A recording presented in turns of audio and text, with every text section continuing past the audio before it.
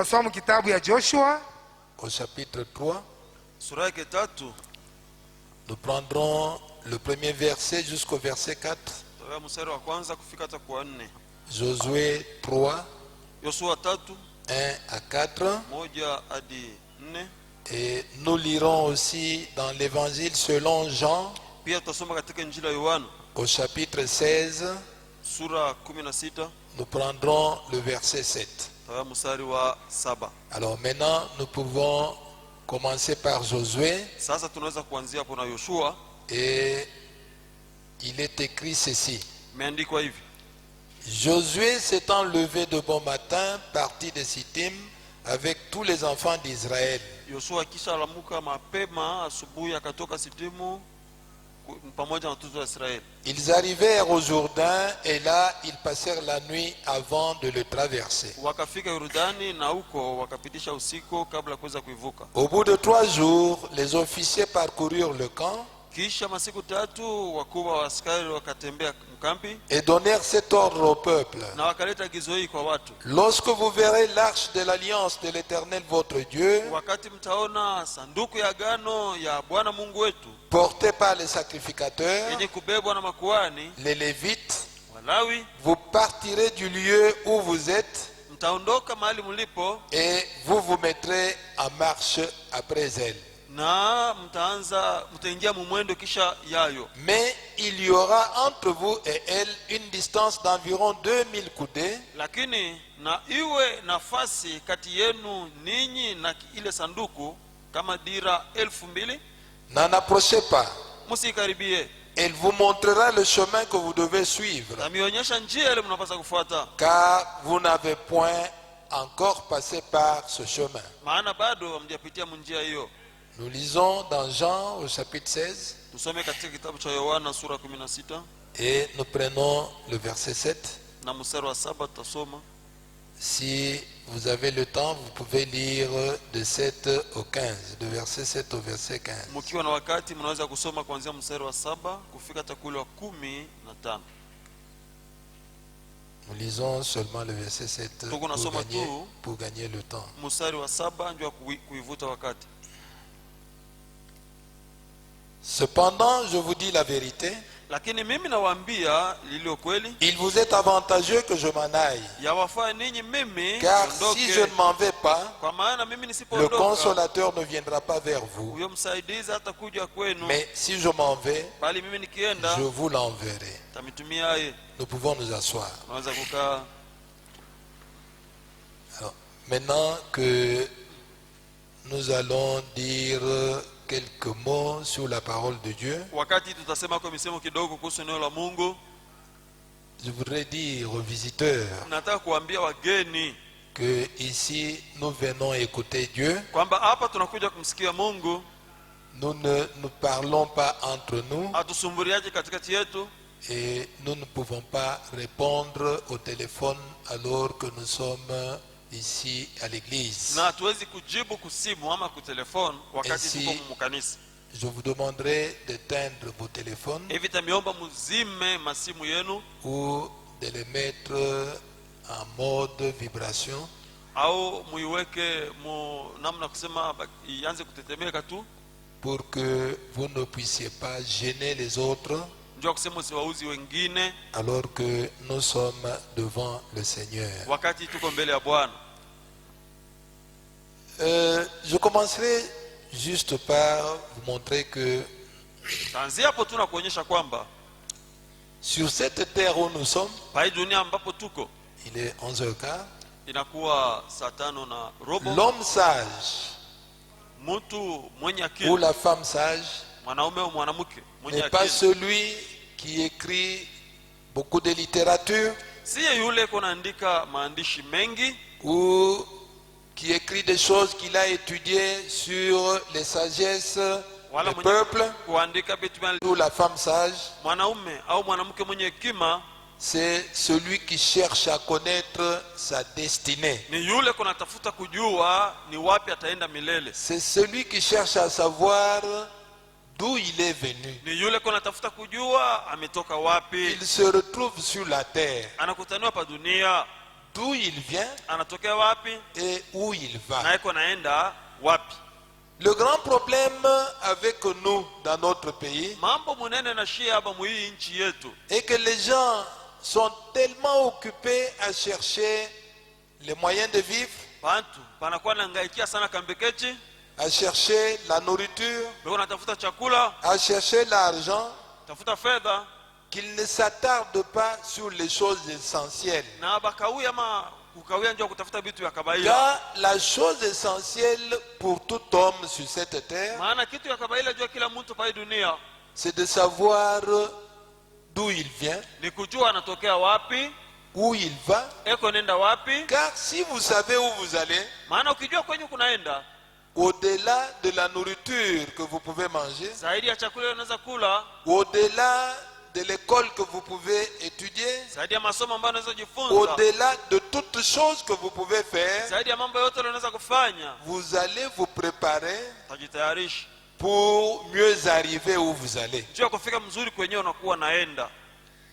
Ainsi, nous voyons que l'apôtre Paul, Hivi tunaona kama mtume Paulo qui était l'apôtre des nations, mwenye alikuwa mtume wa mataifa, que Dieu avait envoyé pour les nations, ambaye Mungu alituma ndio mataifa, quand il est venu sur cette terre, wakati alikuja pa hii dunia il a eu à se préoccuper, il a eu beaucoup de préoccupations alikuwa na hangaika sana, alikuwa na mangaiko mengi sana pour savoir où il allait, apate kujua kwenyewe alikuwa naenda, pour savoir après sa vie, juu ya kujua kisha maisha yake qu'est-ce qui lui ni arriverait nini itamfikia, après sa vie sur cette terre, kisha maisha yake pa hii dunia, quand il mourra comme les gens meurent. wakati atakufa vile Que bantu lui wanakufa, adviendra-t-il? ni nini itamfikia, Qu'adviendra-t-il à ceux qui vivaient comme lui, takuwaje jua wale kunaishi sawa à yeye, ceux qui croyaient comme lui? wale walikuwa naamini sawa yeye. Et Paul, dans toutes ces préoccupations-là, Paulo katika ile mangaiko yake yote il écrit aux Corinthiens. anaandikia Vous Wakorinto. pouvez le lire dans 1 Corinthiens au chapitre 5, Unaweza kusoma katika Wakorinto wa kwanza sura 5 à partir du verset 1. kuanzia mstari wa kwanza. Il a écrit à ceux qui croyaient comme lui Aliwaandikia wale walikuwa naamini sawa que yeye, si cette tente, le corps kama hii hema où mwili nous habitons ambamo tunakuwa na sur kaa la terre dunia est détruite, imeharibiwa, nous avons au ciel mbinguni tunakuwa un édifice qui est l'ouvrage de Dieu, na jengo yenye kuwa kazi ya mikono ya une Mungu, demeure éternelle makao ya milele qui n'a pas été faite de main d'homme. yenye kufanika na mikono ya watu. Basi Paul montrait Paulo aux alikuwa gens anaonyesha que kwa watu kwamba nous sommes sur cette terre, tuko pa hii dunia dans les corps tels que nous sommes, katika mwili mpaka hivi tuko, mais nous avons au ciel lakini mbinguni tunakuwa une autre demeure. na makao ingine. Alors que ce corps est destructible, Wakati ile hii mwili inaweza kuharibiwa, l'autre demeure que nous avons au ciel lakini makao ile ingine tunayo est mbinguni éternelle. yayo ni ya milele, Et c'est une demeure qui n'est pas faite de main d'homme. nayo ni makao isiyofanika na mikono ya watu. Paul montrait aux gens que Paulo alikuwa anaonyesha watu kwamba il y a quelque part où nous allons. kuna fazi moja ambako tunakuwa naenda. Ne considérez pas que votre kwamba vie sur cette terre Maisha yako pa hii dunia est une finalité. ndio mwisho. Votre vie sur cette Maisha yako pa terre hii dunia est un tremplin ni fasi pa hiyo qui wanatuntukia, vous prépare sur un voyage où vous allez quelque part. inakutayarisha juu ya safari kwenye kunaenda fazi moja. Paul a commencé à parler aux croyants de cela. Paulo akaanza kusemezea mambo ile baamini, Il ne s'est pas seulement arrêté de le dire aux nations, asikusemea tu kuisema kwa bantu wa il l'a mataifa, dit même aux Hébreux, alisema hata kwa Waebrania, aux Juifs. kwa Wayuda. Car si vous prenez Hébreux chapitre 13, Maana mkibeba Waebrania sura 13 au verset 14, mstari wa 14, là il a dit aux Hébreux que ule kwa Waebrania alisema nous kwamba n'avons point ici-bas hapa chini hatuna une cité permanente. na mji wa wakati yote, Nous cherchons celle qui est à venir. lakini tunatafuta ile inapasa kuja. Paul montrait aux Hébreux que Paulo alikuwa anasema Waebrania il y kwamba a quelque part où ils allaient. kuna fazi moja kwenye alikuwa anaenda, L'homme mtu est venu de quelque part alitokea fazi moja et il va quelque na part. yuko naenda fazi moja L'homme ingine. est venu de quelque Mtu part, alitokea fazi moja il est arrivé sur la terre, amefika duniani, mais il est en voyage lakini na wakati wa safari vers quelque part. kuelekea fazi moja fulani. Je voudrais que vous saisissiez cette pensée de Paul, nataka mshike wazo ya Paulo, cet enseignement de Paul. mafundisho hayo ya Il ne Paulo. s'est pas arrêté là. Hakusimamia pale, Il a parlé d'Abraham, alisema kuhusu Ibrahimu, le père de notre foi. baba imani yetu. Si vous croyez aujourd'hui dans la parole de Dieu, Kiamini leo katika neno la Mungu, vous n'êtes pas le premier à croire dans cette parole. hauna wa kwanza kuamini neno hilo. Le premier que Dieu avait appelé, Wa kwanza ambaye Mungu alitaka c'était Abraham. alikuwa ni Ibrahimu. Vous, je ne sais pas, vous êtes le quantième, Wewe sijui kwa ngapi, mais ce que vous vivez, lakini unachokiishi Abraham l'a vécu. Abrahamu alikiishi, Beaucoup d'autres croyants l'ont vécu. waamini wengine wengi walikiishi. Que dit-il au sujet d'Abraham? Anasema nini kuhusu Ibrahimu? Au sujet d'Abraham, Kuhusu Ibrahimu dans Hébreux chapitre 11, katika Ibrania sura 11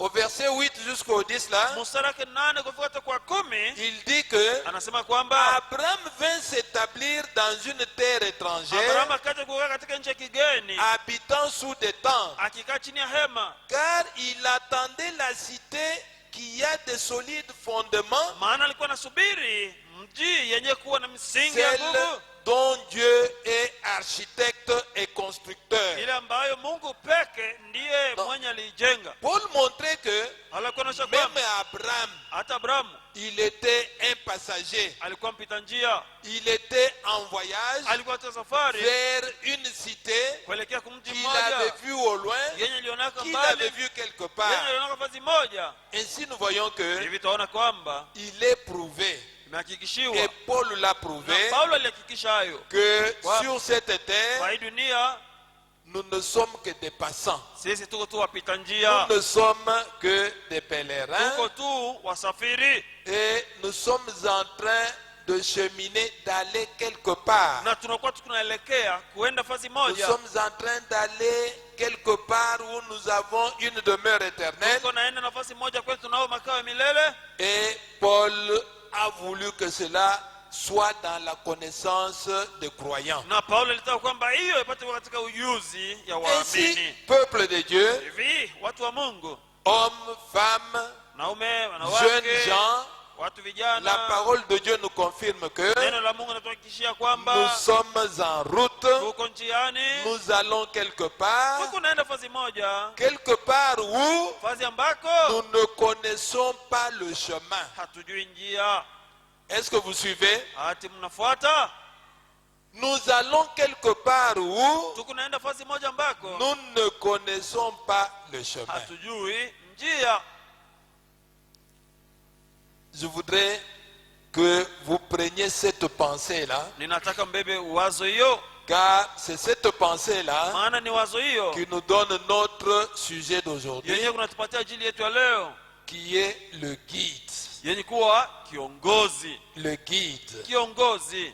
Donc, Basi prenant ce que Paul a montré aux nations tukibeba Kenya Paulo alionyesha kwa mataifa et ce que Paul a montré aux Juifs na kile Paulo alionyesha kwa Wayuda et ce dont il est parlé d'Abraham lui-même, na Kenya kimesemezwa kuhusu Abrahamu mwenyewe, nous comprenons que tumeelewa kwamba l'homme croyant mtu mwamini ou la femme qui croit, au mwanamke mwenye le kuamini, jeune homme qui croit, kijana mwanamume mwenye kuamini, la jeune fille qui kijana croit, mwanamke mwenye kuamini, croyez-le et sachez-le que muamini na mjue kwamba nous sommes en route tuko barabarani et nous allons quelque part. na tuko na nafasi moja, Mais le chemin par lequel, ou le chemin que nous devons suivre, lakini njia tunapaswa kufuata c'est un chemin que tout celui qui est engagé dans ce voyage, ni njia ambayo wowote walio katika safari hiyo, c'est un chemin qui lui est inconnu. ni njia yenye isiyojulikana C'est un kwake, chemin qu'il ne connaît ni pas. njia asiyoijua. Et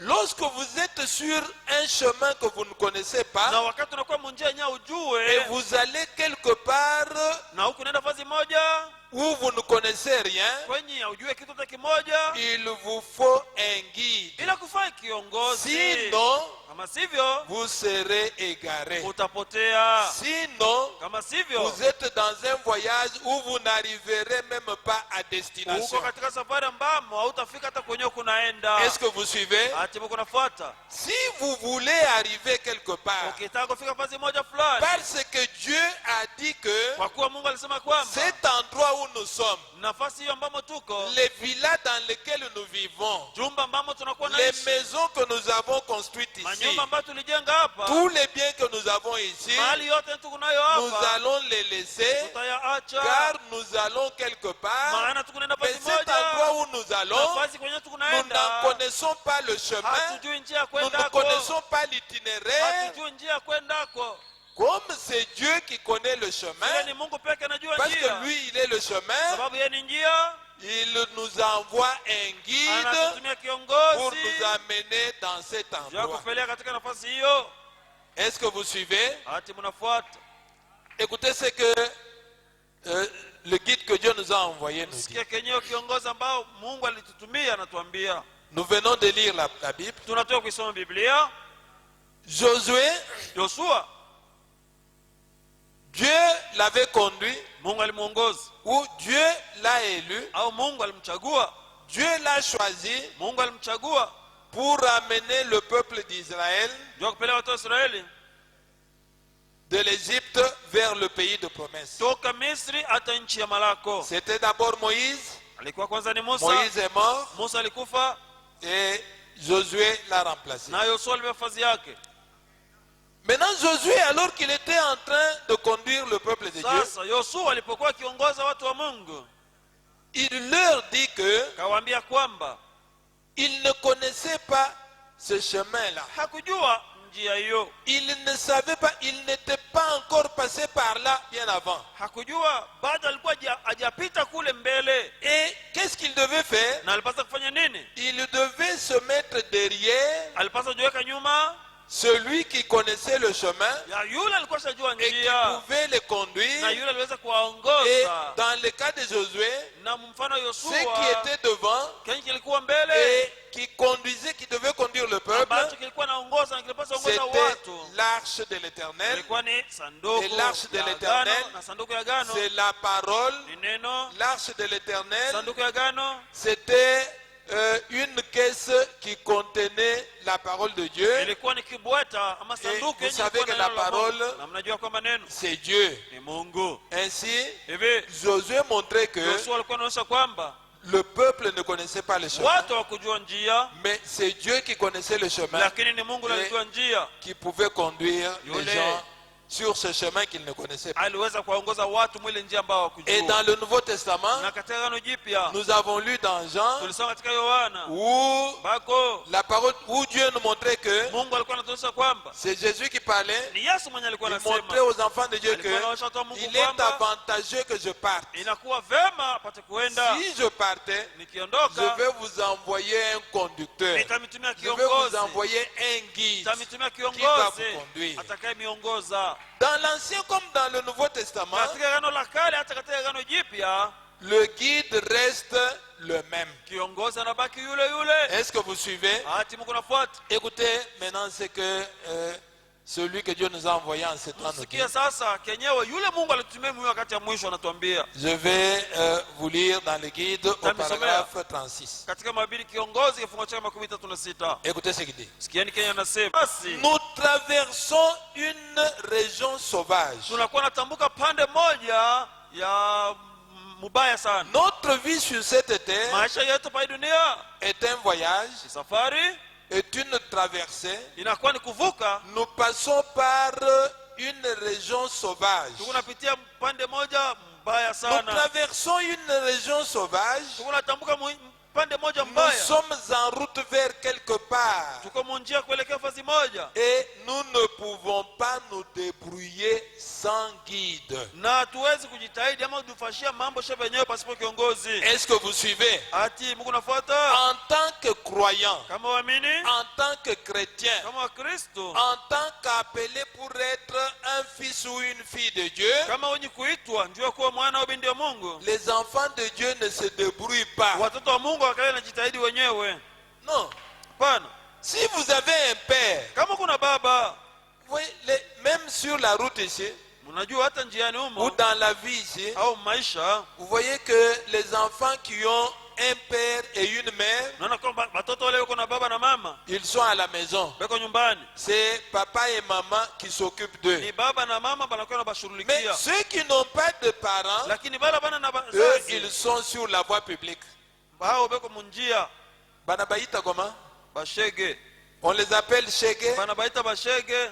Quand ils deviennent grands, on les appelle kuluna. Wakati wanakuwa bakubwa wanawaita wakuluna. Eux, ils se débrouillent. Wao wanakuwa wanajifanyisha mambo wao Pour wenyewe. manger, Juu ya bokuda ils doivent voler. banapaswa kuiba. Il doit piquer le téléphone de quelqu'un. Banapaswa kuiba simu ya mtu mmoja. Il doit aller braquer quelqu'un avec une arme Banapaswa kwenda kuiba mtu mmoja pour lui extorquer l'argent. Juu ya kumnyang'anya pesa. Mais les véritables fils et filles qui sont sous l'autorité de leurs parents, Lakini wana na binti halisi wenye kuwa chini ya mamlaka ya eux, wazazi ils yao, ne se débrouillent pas. wao wajitahidi. Leurs parents prennent soin d'eux. Wazazi yao wanakuwa na watunza. Et Dieu, Na Mungu il est le père des fils et des filles de Dieu. ni baba wa Et wana na binti za il Mungu. prend soin de ses Na enfants. anakuwa na watunza watoto Et yake. les enfants de Dieu ne peuvent pas se débrouiller. Na watoto ya Mungu hawezi kujitahidi wao wenyewe. Dieu leur envoie du ciel Mungu yuko na matumia toka la mbinguni nourriture. chakula. Quand ils sont malades, Wakati wanakuwa wagonjwa, Dieu leur envoie la guérison. Mungu anawatumia uponyaji. Quand ils sont en difficulté, Wakati wanakuwa katika Dieu leur matatizo, envoie le secours. Mungu anawatumia Car usaidizi. il est le pourvoyeur pour Maana ses yeye enfants. anakuwa mletaji wa watoto yake. Ainsi, la parole nous montre que Hivi na tunaona nous kwamba traversons une région sauvage. tuko napita mfazi moja ni kuwa mwitu kabisa, Et une région sauvage, na pande ni kuwa mwitu c'est kabisa, comme un désert. inakuwa sawa jangwa, C'est comme la forêt. ni kama mwitu ama C'est pori, comme dans la nature. ni kama katika Et mambile. les enfants d'Israël, quand ils ont traversé le désert, Nao watu wa Israeli wakati walivuka il y jangwa, avait les serpents mlikuwa nyoka qui pouvaient les mordre. aliweza kuwameza, Il y avait les bandits kwa wanyang'anyi qui venaient pour voler les biens des gens. wale walikuwa nakuja ndio kiba Il y avait la mort. kulikuwa mauti. Et cette terre ici Na dunia hii est comparée à un monde sauvage. imelinganishwa na ulimwengu mmoja kama Un monde mwitu. où il y a la Ulimwengu méchanceté. kwani kunakuwa mabaya Un mengi, monde où il y a la subtilité. mwenye mnakuwa ujanja mingi, Un monde où il y a les intrigues. mwengu kwenye mnakuwa vitu, Un monde où il y a les vya pièges. nguvu, mwenye mnakuwa mitego, Un monde où il y a les violences. mwenye mnakuwa Et jeuri. à cause de tout Na cela, kwa sababu ya ile yote Dieu vient pour prendre soin de ses Mungu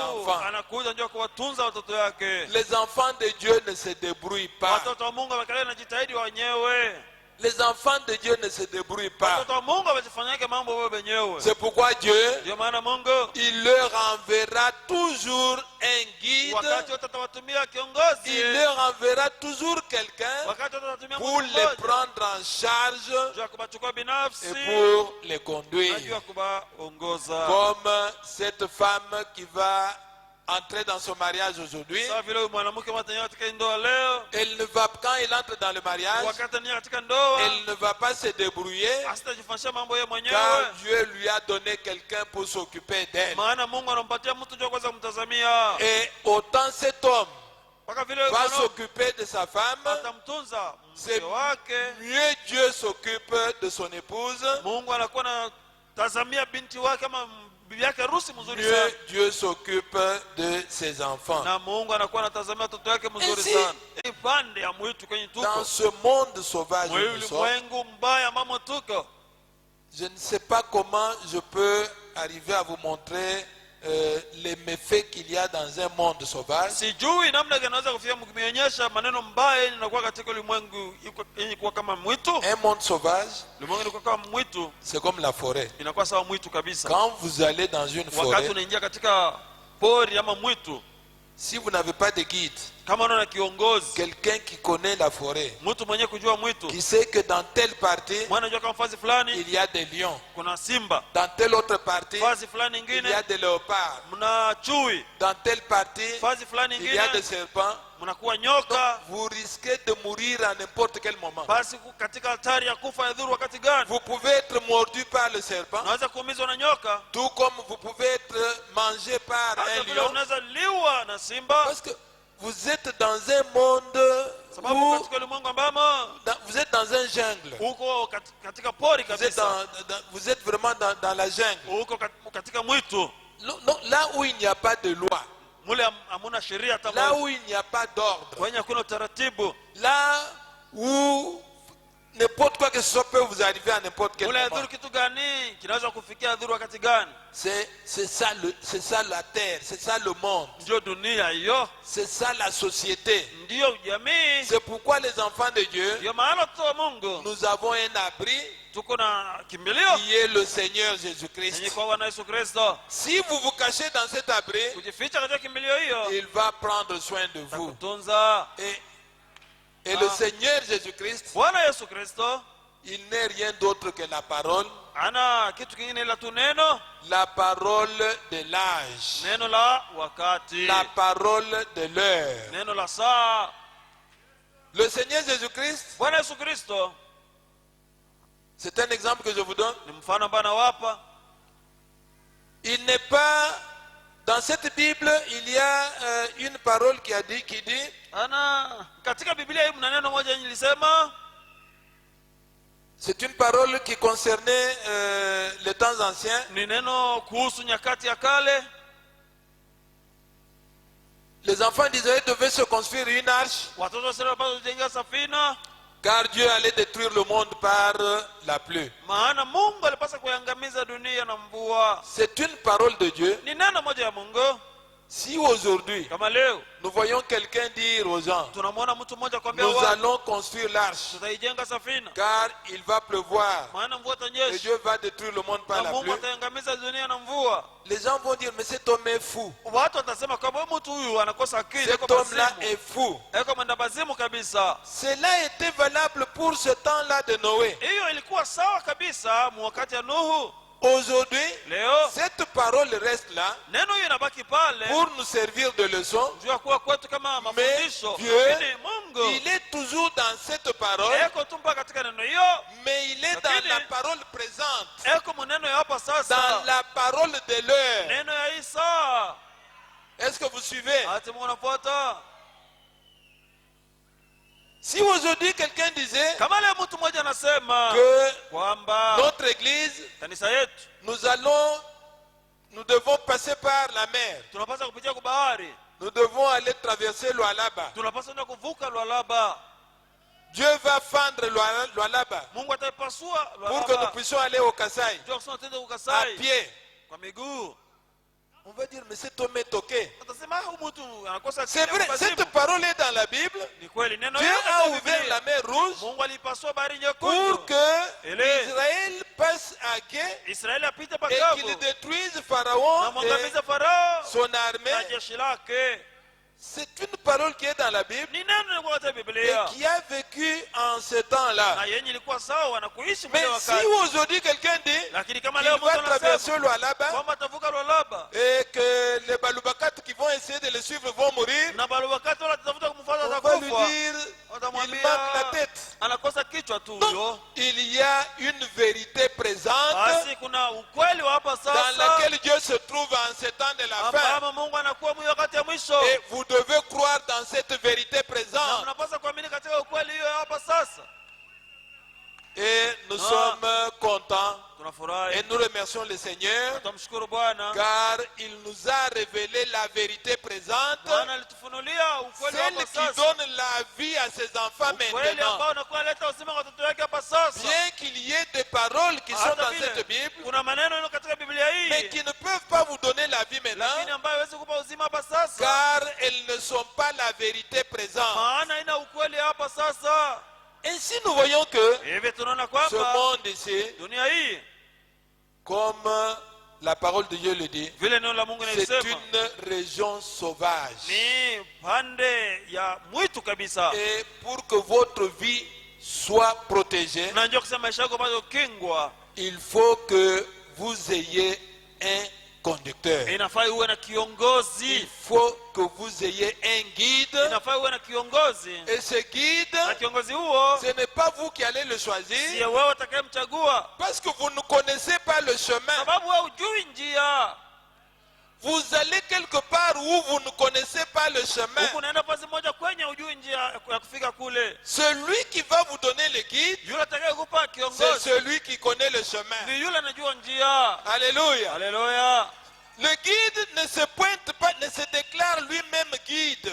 Kiongozi asema yeye mwenyewe kwamba yeye ndio kiongozi. Non. Bwana, Le guide, il ne va pas aller étudier Kiongozi dans atakwenda une école de kujifunza théologie quelque part. katika masomo moja ya kitheolojia vazi moja, Il sort de là, anatokea kule il se proclame guide. anakuja na kutangaza kwamba ni kiongozi. Pourquoi? Kwa nini? Il ne connaît pas le chemin. Hajui njia. Nous sommes dans un voyage Tuko katika safari où nous bamo ne connaissons pas le chemin. hatujui njia, Et celui qui connaît le na chemin, yule anajua njia il a dit, alisema, je suis le chemin, niko njia, je suis la vérité, niko ukweli, je suis la vie. niko uzima. Et pour arriver quelque part Ndio là, kufika basi moja kule, il faut être sous son commandement. inafaa kuwa chini ya ongozi Il ama amri faut yake. être sous sa conduite. Inafaa kuwa chini ya ongozi wake. Mon frère et ma soeur, Ndugu na dada yangu, écoutez, sikieni, avant d'aller plus loin, kabla ya kwenda mbali kabisa, je voudrais vous montrer nataka quelque chose. nimeonyeshwa kitu kimoja. La parole de Dieu dit ceci. Neno la Mungu linasema hivi, Un guide, kiongozi c'est quelqu'un pour vous montrer le chemin. ni mtu ule ko pale ndio kuonyesha njia. Vous devez avoir un guide quand vous ne savez pas où aller. Unapasa kuwa na kiongozi wakati ujue fazi ya wewe kwenda. Est-ce que vous suivez? Ati mnafuata? Vous êtes venu pour aller au ciel. Ulikuja njoo kwenda mbinguni. Vous êtes venu pour être enlevé. Ulikuja njoo kunyakuliwa. Mais Lakini pour aller dans cet enlèvement, njoo kwenda katika unyakuo huo, pour quitter cette terre, njoo kutoka pa dunia aller rejoindre Dieu dans l'éternité, kwenda kumkuta Mungu katika milele. le chemin, personne ici ne le connaît. Njia hakuna hata mtu mmoja hapa anayejua. Vous ne le connaissez pas. Huijui. Alors, Sasa vous devez accepter unapaswa kuitika que Dieu vous donne un guide. Mungu akupe kiongozi. Ne dites pas je suis un docteur. Usiseme mimi ni daktari ama Ne dites mwalimu. pas je suis un professeur Usiseme d'université. kwamba mimi ni mwalimu wa shule ya juu. Nicodème était un docteur, Nikodemo alikuwa mwalimu mkuu, un grand professeur. mwalimu mkuu kabisa. Mais Lakini pour aller là où il voulait aller, juu ya kuenda kule alipenda kuenda, il a pris sa dignité de professeur. alibeba heshima yake ya mwalimu, Il a pris sa dignité de grand homme. alibeba heshima yake ya mtu mkuu, Il a mis ça de côté. aliweka pembeni. Il est allé auprès de Jésus Alimwendea Yesu pour lui demander juu ya kumuuliza comment il pouvait faire namna ile aliweza pour kufanya arriver juu ya à la kufikia vie éternelle, kuuzima pour milele, arriver juu ya au kufikia salut. kuokovu. Et Jésus Na Yesu lui avait donné la vérité présente. alimpatia ukweli wa hapa sasa. Jésus Yesu lui a montré alimwonyesha derrière qui nyuma ya il pouvait nani marcher alipaswa kutembea pour arriver au ciel. juu ya kufika kumbingu. Mon frère et ma soeur, Ndugu yangu na dada yangu, si Dieu nous donne le temps, kama Mungu anatupa nous allons wakati les lire. tutamsoma. Un ministre, Mhubiri? non, Hapana. ministre, liwali, Liwali? un ministre Liwali qui travaillait avec la reine, mwenye alikuwa anatumika pamoja na malkia, un ministre d'une reine en Éthiopie. malkia mmoja wa ama liwali wa malkia kule kwa Ethiopia. Vous pouvez le lire dans Actes, je crois que Mnaweza kusoma katika Matendo, si nadhani je prenais quelques minutes pour le lire, ça ne va nikibeba pas. kwa dakika kidogo ndio déranger les kusoma haitauzi Je watu. crois que je vais trouver, ça doit Nadhani être dans kama nitaipata, inapaswa kwa katika Acte 8. Hein. Matendo 8. Un jour, Siku moja il y avait un ministre. kulikuwaka liwali moja. Acte 8, je peux commencer par 27 là. Naweza kuanzia kwa 27 huko. Il se leva et partit. Na akaondoka akaenda zake. Et voici un Éthiopien, Mara akamwona mtu mmoja wa un eunuque, Kushi, Towashi, ministre de Candace, reine d'Éthiopie. mwenye mamlaka wa Kandaki Et surintendant de Malkia tous ses trésors, na mwenye kusikua juu ya hazina yake yote, venu à Jérusalem pour adorer. na alikuja kwa Yerusalemu ndio kuabudu. Il s'en retournait assis sur son char Akarejea akikaa pa gari yake. et lisait le prophète Esaïe. Alikuwa anamsoma nabii Isaya. L'Esprit dit à Philippe, Roho akamwambia Filipo, Filipo il n'était même pas un diacre, c'était un croyant. hakukuwa hata shemasi, alikuwa tu ni muamini. Mais Lakini Dieu a voulu qu'il soit un guide Mungu alitaka awe kiongozi pour cet homme qui était, la Bible dit qu'il était ministre. juu ya ule mtu mwenye Biblia inasema kwamba alikuwa liwali. Ministre, comme nos ministres à Sawa Kinshasa. vile waliwali wetu wenye kwa Kinshasa. Ministre, Liwali. mon frère et ma soeur, ndugu yangu na dada yangu, il y a des gens qui sont tellement orgueilleux kuna watu wenye kuwa na kiburi sana qu'ils ne peuvent pas accepter que quelqu'un qui a une Bible comme nous l'avons ici, nao hawawezi kuitika mtu mwenye kuwa na Biblia sasa vitu kunayo hapa, ou que quelqu'un qui a une brochure comme je l'ai ici, au mtu mmoja mwenye kuwa na kitabu sasa niko nakio hapa, lui parle de ce que Dieu est en train de faire dans ces temps. apate kumwambia kenye Mungu alikuwa anafanya mwi Il wakati, va lui dire non, écoute, atamwambia ferme ta bouche. funga kinywa chako, Moi j'ai beaucoup d'argent. mimi niko na pesa nyingi. Si vous voulez aller quelque part Kama unataka kwenda vazi moja avec Dieu, na Mungu, écoutez le guide. msikie kiongozi. Sinon, Kama avec sivyo, votre argent, na pesa yako vous serez perdu. utapotea, Avec vos biens, na mali yako vous allez rester dans l'enfer sur cette terre. utabakia mgeena pa Vous dunia. voulez aller quelque part avec Ukitaka Dieu, kwenda vazi moja na Mungu,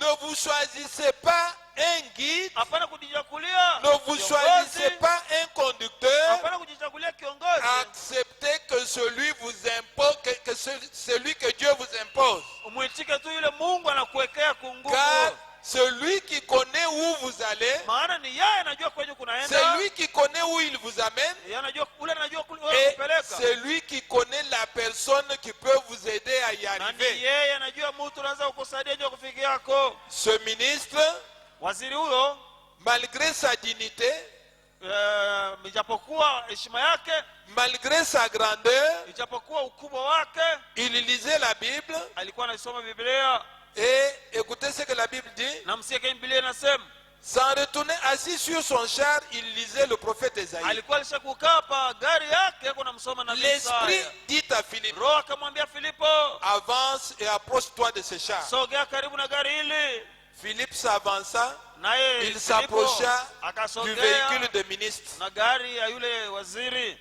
Philippe accourut Filipo et akaenda entendit mbio l'Éthiopien qui lisait le prophète Esaïe. na akamsikia yule mkushi yako nasoma nabii Isaya. Il lui dit, Akamwambia, Excellence, je, comprends-tu mheshimiwa, ce que tu lis? naelewa unayoisoma? L'excellence répondit, Mheshimiwa akamjibu, comment le pourrais-je si quelqu'un ne me guide? nitaweza je kuelewa mtu asiponiongoza? Est-ce que vous suivez? Ati mko nafuata? Aujourd'hui, Leo il y a des excellences kuna waheshimiwa qui ne peuvent pas se diminuer, wala hawezi kujishusha, s'humilier kujinyenyekeza pour accepter le guide que Dieu envoie. juu ya kumuitika kiongozi ambaye Mungu anatuma. Philippe, Filipo, la Bible ne dit pas qu'il était un bishop, Biblia haisemi kwamba alikuwa askofu un représentant, wala msimamizi fulani un pape. wala papo. Non, c'était un homme ordinaire, Alikuwa tu ni mtu kawaida, mais qui avait la vérité présente. lakini mwenyewe alikuwa na ukweli ya wakati Que Dieu avait donné la compréhension des Écritures ambaye Mungu alipatia kuelewa kwa maandiko, et qui pouvait donner cette meilleure compréhension des Écritures aux autres. naye aliweza kuleta kuelewa kwa kuzuri kwa maandiko kwa watu Ainsi, wengine. mon frère et ma soeur, Oh, ndugu na dada yangu, ce que je voudrais que vous compreniez kile nataka mwelewe est que ni un croyant, mwamini, un enfant de Dieu, mtoto wa Mungu, Dieu le compare à un agneau, Mungu mlinganisha na mwana kondoo, et un agneau, na mwana kondoo. Dieu dit que Mungu anasema kwamba c'est un animal simple, ni mnyama rahisi, c'est un animal humble, ni mnyama et mnyenyekevu, c'est un animal qui doit être conduit, na ni mnyama mwenye anapaswa ongozwa, qui doit avoir toujours un mwenye guide. anapaswa kuwa wakati wote na Et si kiongozi. vous êtes un fils de Dieu, Na hivi ukiwa mwana wa si Mungu, vous êtes une fille de Dieu, ukiwa binti wa Mungu, dans votre vie, maishani mwako vous accepterez d'être conduit, utaitika vous kuongozwa, accepterez un guide, utamwitika kiongozi, pas n'importe quel guide, siyo idhuru kiongozi mais gani, le guide que Dieu vous envoie. lakini kiongozi ambaye Mungu anakutumia. Est-ce que vous suivez? Ati mnafuata, Vous devez avoir un guide napasa kuwa na kiongozi quand vous ne savez pas où vous allez. wakati haujue kwenyewe kunaenda. Dans les questions-réponses du 3 janvier 54, Katika swali majibu ya tarehe 3 Januari au paragraphe 54 20, kifungo chake 20, écoutez ce que l'homme de Dieu dit. sikieni kenye mtumishi wa Mungu anasema. Il dit, Sema et Asema. l'homme aussi, na mtu naye pia il lui faut un chef. inamfai shefu. Les hommes, vous qui êtes là, Mwana mwe bantu mumu hapo. Vous suivez? Munazi. l'homme, vous Mwana devez avoir un guide. Napasa kuwa na kiongozi. L'homme, Mwana il lui faut un chef. inamfai shefu. Et Non. le chef, Shefu c'est le Saint-Esprit. ni Roho Mtakatifu. Aujourd'hui, Leo Bernadette, en acceptant le mariage, Bernadette mkuitika ndoa accepte d'avoir un guide. anaitika kuwa na kiongozi. La position de la femme Fazi ya mwanamke n'a jamais été une position où elle-même elle est un guide, haija kuwaka fazi kwenye yeye mwenyewe anakuwa où kiongozi, elle-même elle est chef, kwenye yeye mwenyewe ko shefu, chef d'elle-même. shefu yake yeye mwenyewe. Shina na muntu wa kunyambia mambo. Je n'ai aucune personne qui peut me dire quoi que ce Une soit. femme, Mwanamke sa position, msimamo wake c'est toujours d'avoir un kila guide. mara ni kuwa na kiongozi. Vous savez, Unajua le guide, quand vous avez un guide, wakati kuna kiongozi vous prenez vos yeux, vous les mettez en poche. unabeba macho yako unaiweka Je mfuko. vous dis des choses compliquées. Niko naambia vitu vya nguvu.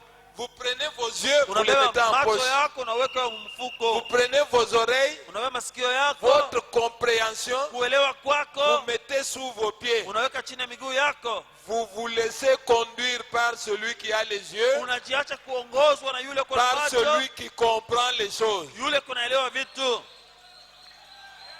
La femme, Mke si vous voulez aller plus loin, kama unataka kwenda mbali kabisa, bon, elle est là, elle Yo, va yo. être mariée aujourd'hui. ataolewa leo, Elle s'engage dans un voyage où elle n'a jamais été. anaingia msafari mwenye sijakuwaka, Dans un voyage où elle n'a jamais été. msafari mwenye Tu sijaingia. as déjà été dans le mariage Bernadette. Bernadette ushakuwaka kwa mundoa, Tu t'engages dans un voyage où tu n'as huku jamais été. naingia msafari mwenye Il te hujakuwaka, faut un guide. inakufaa Il kiongozi. faut accepter que Inafaa ton mari kuitika soit ton mume guide. wako awe kiongozi Et wako. Dieu a dit, Na Mungu alisema l'homme, mume il est le chef de la ndiyo femme. shefu wa mke, Il est le guide de yeye la ndiye femme. kiongozi wa mke, Comme Christ kama vile Kristo est le chef de l'épouse. ndiye shefu wa bibi harusi. Aujourd'hui, il y a des gens Leo ici kuna watu hapa qui ne veulent pas que Christ les conduise. wala wapende Kristo apate kuwaongoza. Quand on leur montre la parole de Dieu, Wakati wanaonyesha neno la Mungu, ils prennent la parole de Dieu, wako wanabeba neno la Mungu ils hilo, jettent, wanatupa, ils se conduisent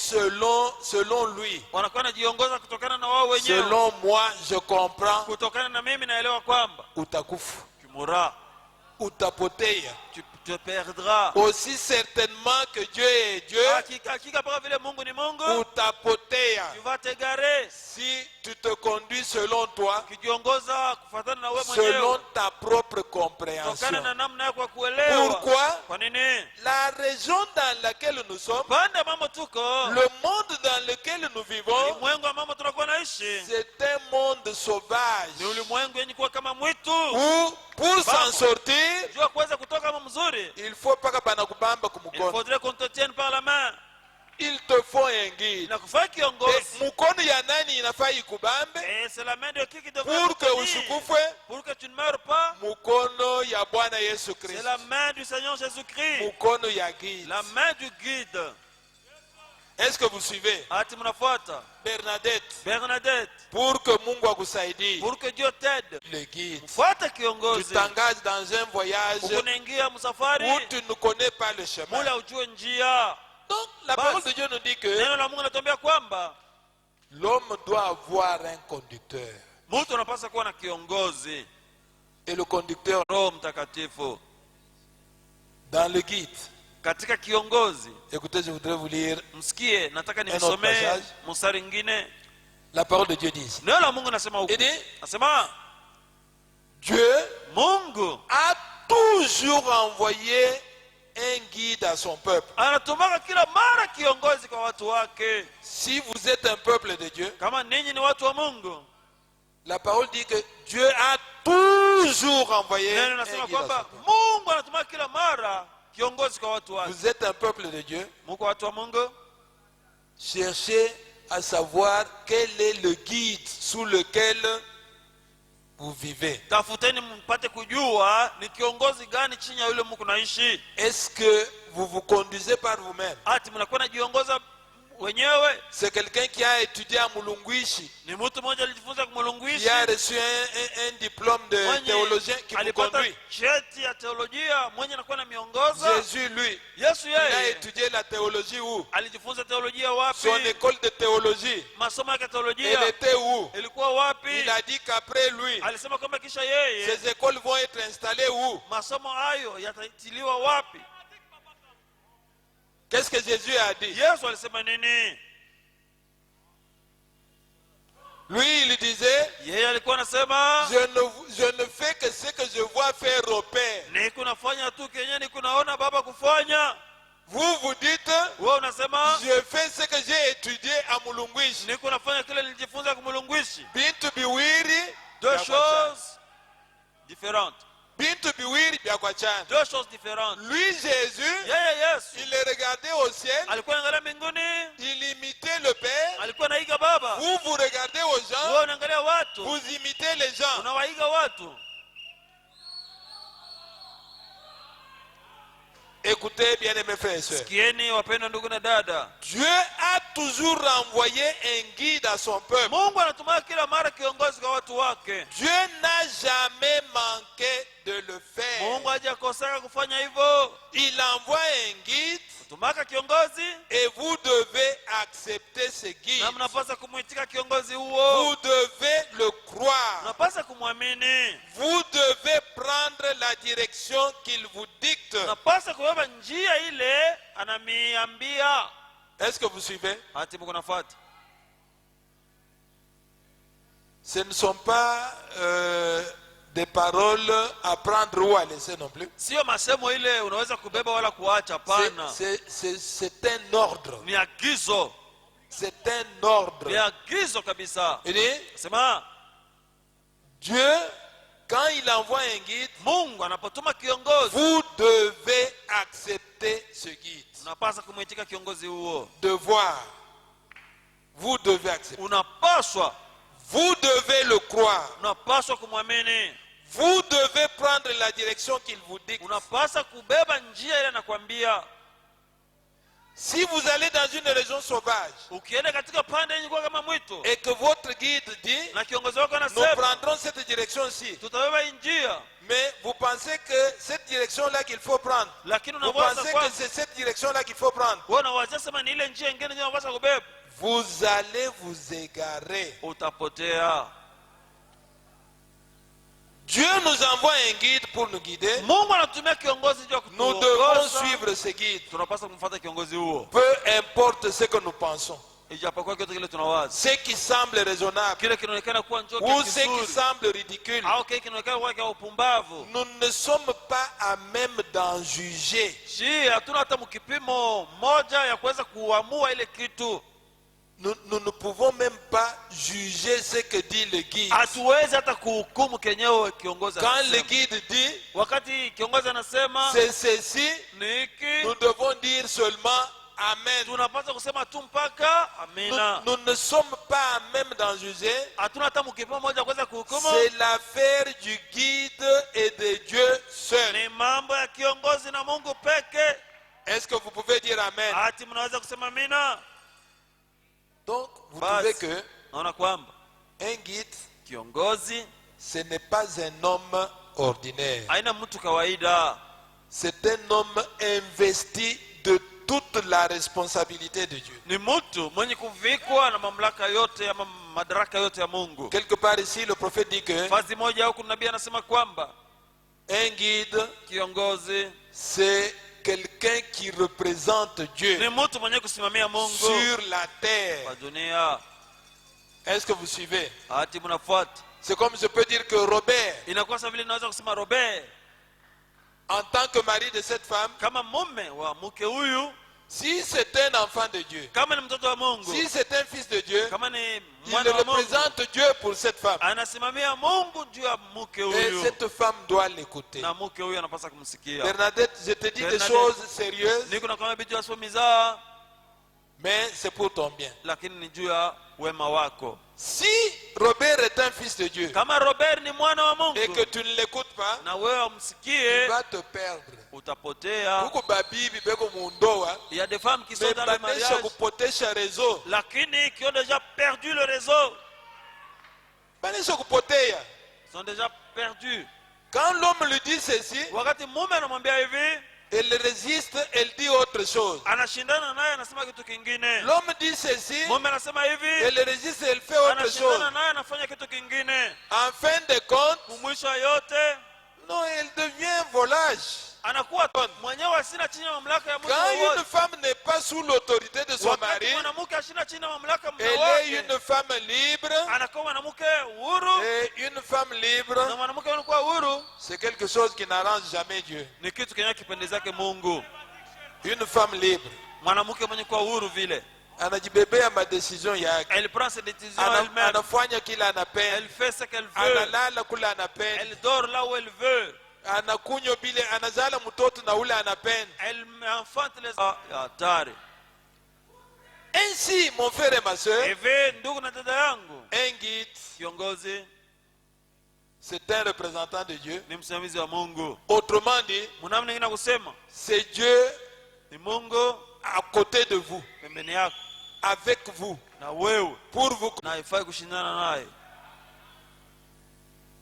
Le prophète dit, Nabii anasema, parlant de guide, akisema kuhusu kiongozi, il dit que asema kwamba ce n'est pas un homme ordinaire. si mtu kawaida. Non. Hapana, Il dit que anasema kwamba cet homme-là, ule mtu c'est un homme qui a été sélectionné. ni mtu alichaguliwa.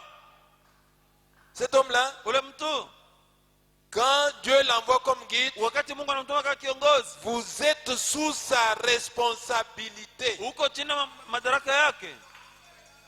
Dieu l'envoie comme guide. Mungu anamtuma kama kiongozi, Il devient votre responsable. anakuwa msimamizi wako. C'est lui qui va vous conduire pour vous amener où vous allez. Yeye ndio atakupeleka kule uko naenda, Cet endroit que vous ne connaissez pas. fasi ile wewe ujue.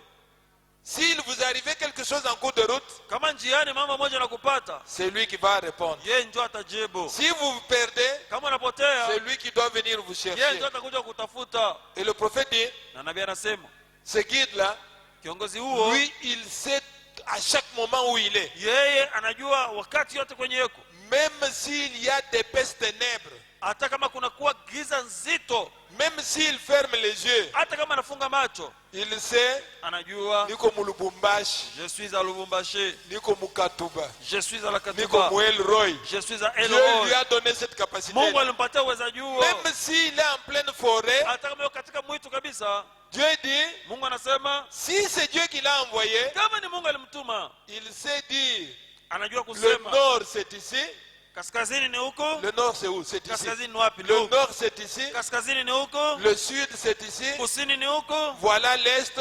pande wa asubuhi Voilà ni huko, l'ouest. pande wa magharibi ni huko. Le prophète dit, Nabii anasema il peut toucher un arbre, anaweza kugusa mti mmoja, parce que lui il sait que sababu anajua kwamba un arbre, mti il prend beaucoup de mucus, il prend beaucoup de fraîcheur iko nabeba ubaridi mingi, au côté qui est opposé au soleil. ngambo ile inakuwa upande mwingine wa jua, Ainsi il peut toucher un arbre, na hivyo anaweza kugusa mti Il mmoja, vous dit, anakwambia le sud est là-bas. kusini ni huko. Ana muntu wa kucheza naye Ce hapana. n'est pas quelqu'un avec qui on peut jouer. Tout ceci je vous dis Haya yote parce que je namwambia voudrais vous amener à quelque sababu chose. nataka kumpelea kitu kimoja. Ainsi Bernadette Hivi Bernadette, et Marie, mume, c'est pas muntu wa kucheza naye. ce n'est pas quelqu'un avec qui jouer, C'est quelqu'un ni mtu à qui tu dois obéissance. ule unapaswa kutii. Si c'est un fils de Dieu, Kama ni mwana wa Mungu, c'est quelqu'un à qui tu dois respect. ni mtu ule unapaswa Si c'est un kuheshimia. fils de Dieu, Kama ni mwana wa Mungu, car Dieu lui a donné les capacités maana Mungu alimpa uwezaji pour te prendre en charge. ya kuchukua binafsi. Dieu donne toujours aux hommes Mungu anakuwa analeta kila mara kwa les wanaume capacités uwezaji pour prendre leurs épouses en charge. juu ya kubeba bibi yao Comme binafsi. Dieu a donné à Jésus-Christ Vile Mungu alimpa Yesu Kristo les capacités uwezaji pour prendre l'épouse en charge. juu ya kuchukua binafsi bi harusi. Ainsi, l'épouse hivi bibi doit harusi considérer Jésus-Christ anapaswa kumbeba Yesu comme la Kristo femme doit considérer son mari. na bei, mpaka vile bibi anapaswa kubeba na bei bwana yake. Alors, allons un peu dans les choses concrètes. Hivi Pour parler d'Israël, jua kusema kuhusu Israeli à sa sortie d'Égypte, mkutoka kwake Misri, le prophète dit que nabii anasema kwamba au point où Israël était, kwa hatua kwenye Israeli ilikuwa ou au point où Israël était en Égypte, kwa hatua kwenye Israeli ilikuwa Misri, jusque-là, à l'endroit où Dieu voulait les amener, mpaka kufazi kwenye Mungu alipenda kuwapeleka il y avait une distance de 64 km. kulikuwa kitambo cha 64 kilomita 64, Mais comme c'est un chemin qu'ils n'avaient jamais pris, lakini sababu ile ilikuwa ni njia mwenye balikuwa hawajatembelea, comme c'est un chemin qu'ils ne connaissaient vile pas, ilikuwa ni njia yenye hapa kujua, comme Josué nous l'a dit, sababu vile Yoshua alituambia c'est un chemin par où ils n'étaient pas encore passés. ni njia mule walikuwa hawajatembelea, Comme vous et moi, sababu vile wewe na mimi le chemin que nous poursuivons, njia ile tuko natembelea c'est un chemin par où nous ne sommes jamais ni passés. njia mule tujapitaka kamwe, Ainsi, comme c'était un chemin où Oui. ils n'avaient jamais été, sababu vile ilikuwa ni njia mwenye walikuwa hawajakuwa bado, ils avaient besoin de quelque chose pour les accompagner. walikuwa lazima na kitu kimoja ndio kuwaongoza, Sinon, ils allaient masivyo s'égarer. balipasa kupotea. Qu'est-ce que Dieu a fait? Mungu alifanya nini? Dieu leur a envoyé un guide. Mungu aliwatumia kiongozi. Nous avions lu ça l'autre fois. Mara Le iliyopita pasteur tulisoma kayo, pasta nous avait lu cela l'autre fois alitusomea mara iliyopita dans Exode chapitre 13. katika Kutoka sura 13. Je voudrais repasser un peu par là. Nataka nipitilie kwa kule Exode chapitre 13, Kutoka sura 13 à partir de verset 21 là. kuanzia mstari wa 12 Il dit, nasema l'Éternel allait devant eux Bwana alikuwa nenda mbele yao le jour dans la colonne de nuée, dans une Mchana. colonne de nuée, katika nguzo la wingu pour les guider dans ndio leur chemin, kuwaongoza njiani mwao, et la nuit dans une colonne de feu na usiku katika nguzo la moto pour les éclairer, ndio kuangazia afin qu'ils marchassent jour et nuit. wapate kutembea mchana na usiku. La colonne de nuée ne se retirait point de devant le peuple, Ile nguzo la wingu walikuwa Pendant naondoka le jour, mchana, ni la colonne de feu pendant wala la ile nuit.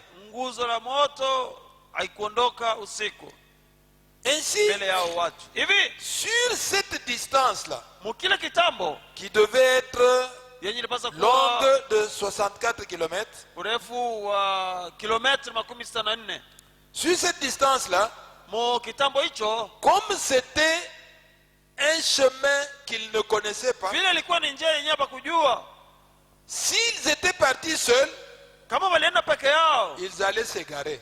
walipasa kupotea, Et Dieu s'est décidé na Mungu alikamata mpango de leur envoyer quelque chose pour les accompagner. kuwatumia kitu kimoja ndio kuwaongoza ama Écoutez- kuwasindikiza. Écoutez ce que l'homme de Dieu dit. Sikieni kile mtumishi wa Mungu anasema. Il dit, Anasema quand Israël a quitté l'Égypte pour aller dans le pays promis, wakati Israeli alitoka kwa Misri na mwicha marako dans Exode 13, 21, que katika nous venons de Kutoka lire, 13 wa 11 itaondoka Dieu kusoma. savait qu'il n'avait jamais fait ce trajet auparavant. Mungu alikuwa amekwisha jua kwamba balikuwa bado hawajatembea mwile barabara. Comme vous et mbele. moi, Sawa vile wewe na mimi nous n'avons pas encore fait ce trajet-là vers le ciel. bado tutatembeaka mwile safari kwenda Mais mbinguni, Jésus, lui, lakini Yesu yeye il dit que anasema kwamba il était venu du Père alitoka kwa Baba et il rentrait au Père. na alikuwa anarudi kwa Baba. Il Basi, avait déjà fait le va-et-vient, alikuwa l'aller-retour. amekwisha kwenda na kurudi. Donc lui, il connaît au moins. Yeye anajua Parce qu'il est venu de là sawa, alitokea kule et il est rentré là-bas. na alirudi kule. Et la Bible dit, Na Biblia inasema, non, la parole de Dieu dit, neno la Mungu linasema Dieu savait qu'il n'avait jamais fait ce trajet-là Mungu alikuwa auparavant. anajua kwamba walikuwa bado hawajafanya njia hiyo Un mbele, trajet de seulement 64 km. njia yenye ilikuwa na urefu wa Mais kilomita 64, ils avaient quand même besoin de quelque chose, que quelque chose les accompagne. lakini alikuwa lazima na kitu kimoja kipate kuwaongoza ama Sinon, kuwasindikiza. ils se Kama seraient sivyo, égarés. walipasa kupotea. Alors Dieu leur a envoyé un guide. Ndipo Mungu aliwatumia kiongozi Quelque chose comme ceci. kitu moja kama hiki: J'envoie mon ange devant vous. na mtuma malaika wangu mbele yenu, La colonne de feu. nguzo la moto, Cette colonne de feu. nguzo la moto ile Cette colonne de feu nguzo la moto hili que vous voyez sur la tête de l'homme de Dieu, ambalo Mungu naona pa kichwa cha mtumishi wa Mungu, ce ne sont pas les tabernacles qui ont inventé ça. sio wamaskani ambao walitungia kitu hicho, C'est quelque chose qui se trouve dans la Bible. ni kitu ambacho kinaoka katika Biblia. Ce ne sont pas les croyants du message qui ont pris cette photo. Sio waamini wa ujumbe ambao walikamata picha hii, C'était les opposants aux croyants du message ilikuwa ni wapinzani wenye kupinganisha waamini wa qui ujumbe ont pris cette ambao photo. walikamata picha hii. Cette colonne de feu, Nguzo la moto hili c'est ce que la Bible ndicho ambacho Biblia dit comme étant l'ange du Seigneur. inasema kana kwamba ndio malaika wa Bwana, Comme étant Kana la kwamba personne qui marchait devant Israël ndiye mtu mmoja alikuwa anatembea mbele ya Israeli sur les 64 kilomètres muile kilomita 64 qui les séparait de l'Égypte vers le pays de promesse. yenye iliwatenganisha na Non, Misri na j'envoie nchi ya mon Moabu. ange devant vous, Basi namtuma malaika la wangu colonne mbele de yenu. feu, Nguzo la moto pour vous garder dans le chemin, ndio kimichunga njiani pour vous guider ndio kimiongoza jusque dans ce pays de hata promesse. katika nchi hiyo ya malako. Cette colonne de feu Nguzo la moto hilo que vous voyez là, ambalo mnaona hapo c'est une personne. Non. ni mtu, C'est l'ange du ni Seigneur. malaika wa Bwana, C'est la personne, c'est le ni guide mtu, ni kiongozi qui, pour Israël, ambaye jua Israeli a marché avec eux. tembea pamoja nao. Quand la colonne de feu s'est déplacée, Wakati nguzo la moto ilikuwa Israël inatembea, marchait. Israeli alikuwa Quand anatembea. la colonne de feu s'arrêtait, Wakati nguzo la moto ilikuwa Israël inasimama, Israeli s'arrêtait. naye alikuwa anasimama. Quand la colonne de feu Wakati nguzo la moto rentrait, ilikuwa inarudi nyuma, Israël rentrait. Israeli alikuwa anarudi nyuma. Le guide, Kiongozi celui que Dieu leur a donné yule ambaye Mungu aliwapa pour les amener au pays de sio promesse. kuwapeleka kwenye nchi ya malako. Est-ce que vous suivez? Hati Mungu anafuata, Ce n'est pas une invention des gens du message. sio kitu ambacho hata ujumbe C'est la walitunga. Bible elle-même qui le Ni dit, Biblia yenyewe inaisema, comme nous venons de le lire. mpaka hivi tunataka Et kuisoma comme nous le lirons na vile encore. tutaisoma tena. Mon frère et ma Ndugu soeur, yangu na dada yangu, nous voyons que taona kwamba lorsque Dieu a voulu sortir Israël et l'amener, donc de l'Égypte et l'amener en Canaan, wakati Mungu alitaka kumtoa Israeli kumisri na kumpeleka comme Mkanaani, c'était sur un chemin qu'il ne connaissait pas, vile ilikuwa ni njia yenye hapa kujua. la loi de Dieu a toujours dit que Sheria ya Mungu inasema kila mara kwamba pour que quelqu'un ne se perde pas, sio kusema mtu asipotee, quand il marche sur un chemin qu'il ne connaît pas, anapotembea njia inashijue, Dieu lui donne un guide. alikuwa anampa kiongozi. Si vous n'avez pas de guide, vous vous perdez. Kama una kiongozi utapotea. Ainsi Dieu, Hivi Mungu il s'est soumis à sa propre parole, alijiweka chini ya neno lake à ses mwenyewe, propres principes, kanuni zake mwenyewe, et il a envoyé la colonne de feu, na akatuma nguzo la moto qui était l'ange du Seigneur, ambayo ilikuwa malaika qui wa était Bwana, l'ange de l'Éternel, ambayo ilikuwa malaika wa Bwana, pour être guide du peuple d'Israël, juu ya kuwa kiongozi wa watu wa Israeli jusqu'au pays de promesse. hata kuincha malako. Est-ce que vous suivez? Hati munafuata. Maintenant, Sasa cette colonne de feu nguzo la moto hilo a voyagé avec Israël lilisafiri pamoja na Israeli dans le désert, katika jangwa, partout, fazi yote, fazi yote, Et na pour rentrer dans le pays, juu ya kuingia katika nchi il devait traverser le Jourdain. walipasa kuvuka Yordani. Jourdain, c'était un cours Yordani d'eau. ilikuwa ni mto mmoja. Pour entrer au pays, Ndio kuingia katika nchi il devait traverser le Jourdain. walipasa kuvuka Yordani, Et lorsqu'ils ont traversé le Jourdain, na wakati walivuka Yordani, c'est là le passage que nous avons lu dans le livre de Josué.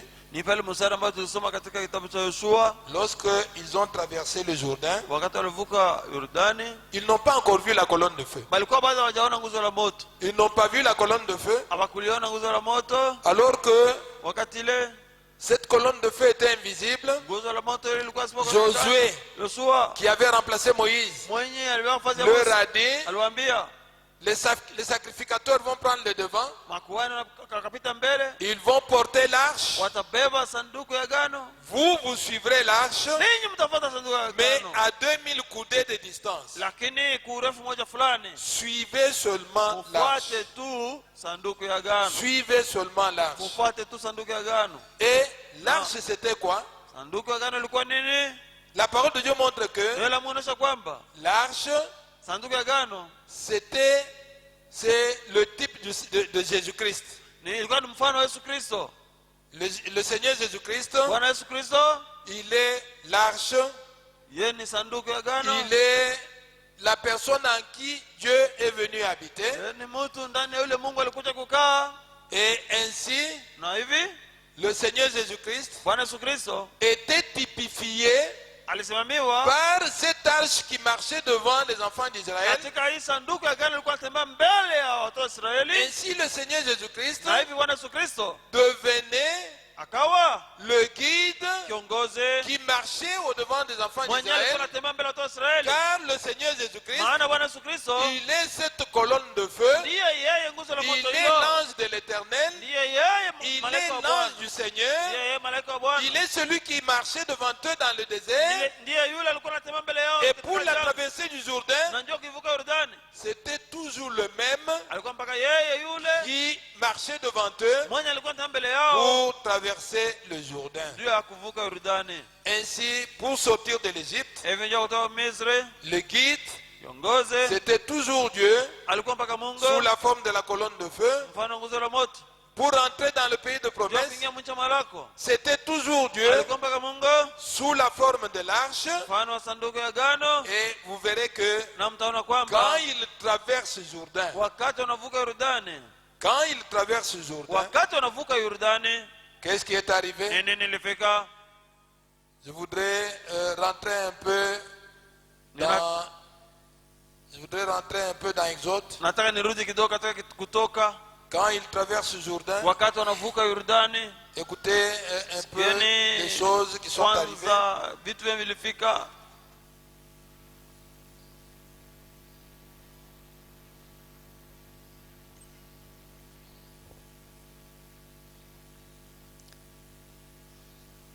Quand il traverse Jourdain, Wakati wanavuka Yordani, c'est toujours le même ange là ni mpaka yule malaika moja moja qu'il voit. yule wanaona. Je voulais lire Exode 23. Nataka nisome Kutoka 23.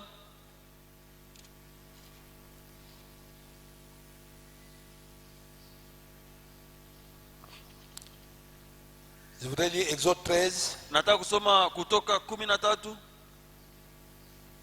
Exode 13, Kutoka 13 17 à 22. 17 hata 22. Ça, j'avais déjà lu. Hayo nilikuanisha kuisoma. Rentrons à la traversée du Jourdain. Basi mkuvuka Yordani, Je vous dis que le guide ni sanduku ya agano, et l'arche, dans l'arche, qu'est-ce qu'il y avait? nayo sanduku ya agano mlikuwa nini? Cette arche est devenue un homme. Sanduku ya agano ikawa mtu. Et je voudrais vous lire un peu Nataka nimsomee ko ce que kile l'homme de Dieu dit tumisha Mungu anasema dans ce message. Josué, ce vaillant homme de Dieu. ujumbe huu. Yoshua yule mtu mshujaa wa Mungu. Avant de lire cette écriture, Bila kusoma andiko hiyo, je voulais seulement vous montrer que nitaka kuonyesha tu kwamba lorsque ils sortent de l'Égypte, wakati walitoka Misri, comme je voulais montrer, vile nitaka kuonyesha ama vile Dieu nilionyesha, avait pourvu à tous leurs besoins. Mungu aliisha mahitaji yao yote.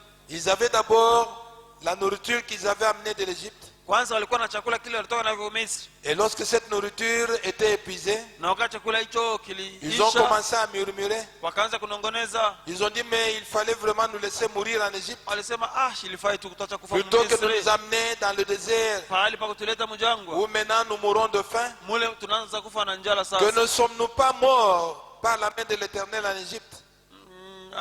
jana tukukufwe na mkono wa Bwana kwa Misri, Quand nous étions assis près de pots de viande, wakati tulikuwa kala ku sahani ya et que nyama nous mangeons du pain à satiété. na tulikuwa nakula mkate na kushiba, Et vous nous avez menés dans ce désert pour nous na faire mourir. mnatuleta jangwani humo ndio kutufisha. Quand Dieu écouta cela, Wakati Mungu alisikia il vile, leur envoya la viande, akawatumia nyama, il leur envoya l'écaille, akawatumia et il leur envoya makai, la manne, akawatumia mana, et ils mangèrent cette manne nao wakala mana hiyo jusqu'au Jourdain. kufika hata Yordani. Mais quand ils sont entrés dans le pays de promesse, Lakini wakati waliacha nchi ya Malako, là Josué dit que, ule Yoshua akasema vous kwamba, pouvez le lire dans Josué au chapitre 5, mnaweza kusoma katika Yoshua Là, au sura verset 5 12, kumsala 12, Josué dit que Yoshua cette anasema manne-là, kwamba, c'est ça. maana hiyo ikasimama, La manne cessa de tomber maana kwanza kuanguka tena, et Non. ils mangèrent maintenant le blé wakala sasa qu'ils avaient cultivé au ngano pays. yenyewe walilima katika nchi. Et après la traversée du Jourdain, Na kisha kuvuka kwao kwa Yordani,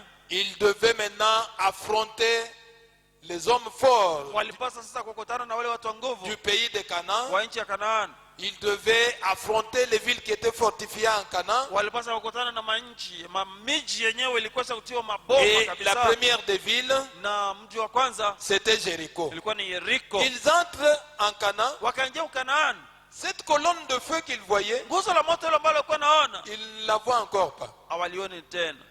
Ils pouvaient regarder au ciel, Unaweza angalia mbinguni, pas de colonne de feu. hakuna nguzo Mais la que moto wala faire? nguzo la wingu. Ni basi walipaswa Parce kufanya que nini?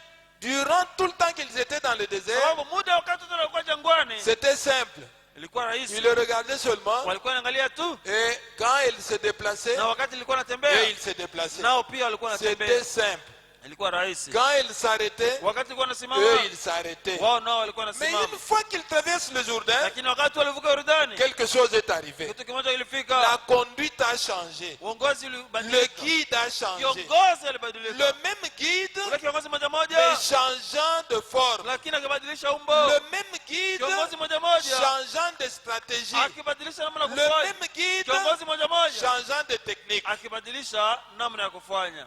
Et Na une fois qu'ils sont arrivés là-bas, wakati walifika kule, si vous lisez là-bas au chapitre 5, mukisoma kule kusura yake 5 à partir de verset 13, kuanzia mstari wa 13, Josué, Yoshua, la Bible dit, Biblia inasema comme Josué était près de Jéricho, vile Yoshua alikuwa karibu na il Yeriko, leva les yeux, kanua macho, regarda, kaangalia, et voici un homme se tenait debout devant lui. na tazama mtu mmoja alikuwa bwima mbele yake, Son épée nue dans la main. upanga wake mkononi. Il alla vers lui et lui dit, Akamwendea na akamwambia, es-tu des nôtres ou de nos ennemis? wewe ni upande wetu wala upande wa adui Il zetu? répondit, Akajibu, non, hapana, mais je suis le chef de l'armée lakini de mimi l'Éternel. ni shefu wa jeshi la Bwana. J'arrive maintenant. Ndio kufika kwangu sasa. Josué tomba le visage contre terre, Yoshua akaanguka uso wake chini, se prosterna kasujudu, et lui dit, na akamwambia, qu'est-ce que mon Seigneur dit à son serviteur? Bwana wangu anasema nini kwa mtumishi wake? Quelque chose est arrivé. Kitu moja kafika. Josué rencontre quelqu'un. Yoshua akutana na mtu mmoja, Il le voit, c'est un homme. kamuona alikuwa ni mtu Il kabisa, a une épée à la main. alikuwa na upanga mkononi. Un homme Mtu avec une épée à la main. mwenye alikuwa na upanga mkononi. Josué s'approche. Nous ne sommes que des passants. Sisi tu wapita Nous njia, ne sommes que des pèlerins. tu wasafiri, Et nous sommes en train de cheminer, d'aller quelque part. na tunakuwa tunaelekea kuenda fasi Nous moja, sommes en train d'aller quelque part où nous avons une demeure éternelle. tunaenda nafasi moja. Un juif Yuda ne peut pas adorer un homme. hawezi kumwabudu mtu. Un juif ne peut adorer que Dieu. Muyuda anaweza kumwabudu mpaka Mungu. Est-ce que vous savez cela? Ati mnajua hiyo? Un juif, Yuda si vous l'amenez ici, tumleta hapa, vous dites adorer Branham, unamwambia mwabudu il ne Branham, dira jamais je atasema, l'adore. C'est kamwe un homme. siwezi kumwabudu Mais mtu. si vous le mettez Lakini, devant Dieu, kama unamweka mbele ya Mungu, il va adorer Dieu. atamwabudu Mungu.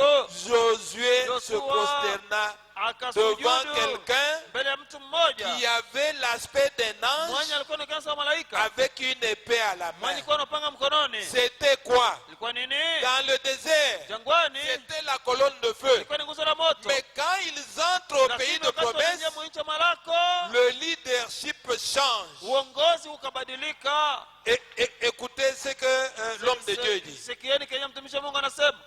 Je suis dans Josué ce vaillant guerrier. niko katika mahubiri Yoshua, huyu mpigaji wa vita mshujaa. Maintenant, écoutez. Sasa msikie, Il a dit, alisema je vous enverrai ainsi. tamitumia alama moja, La colonne de feu vous conduira tout au long du chemin. nguzo la moto litamiongoza njiani mote.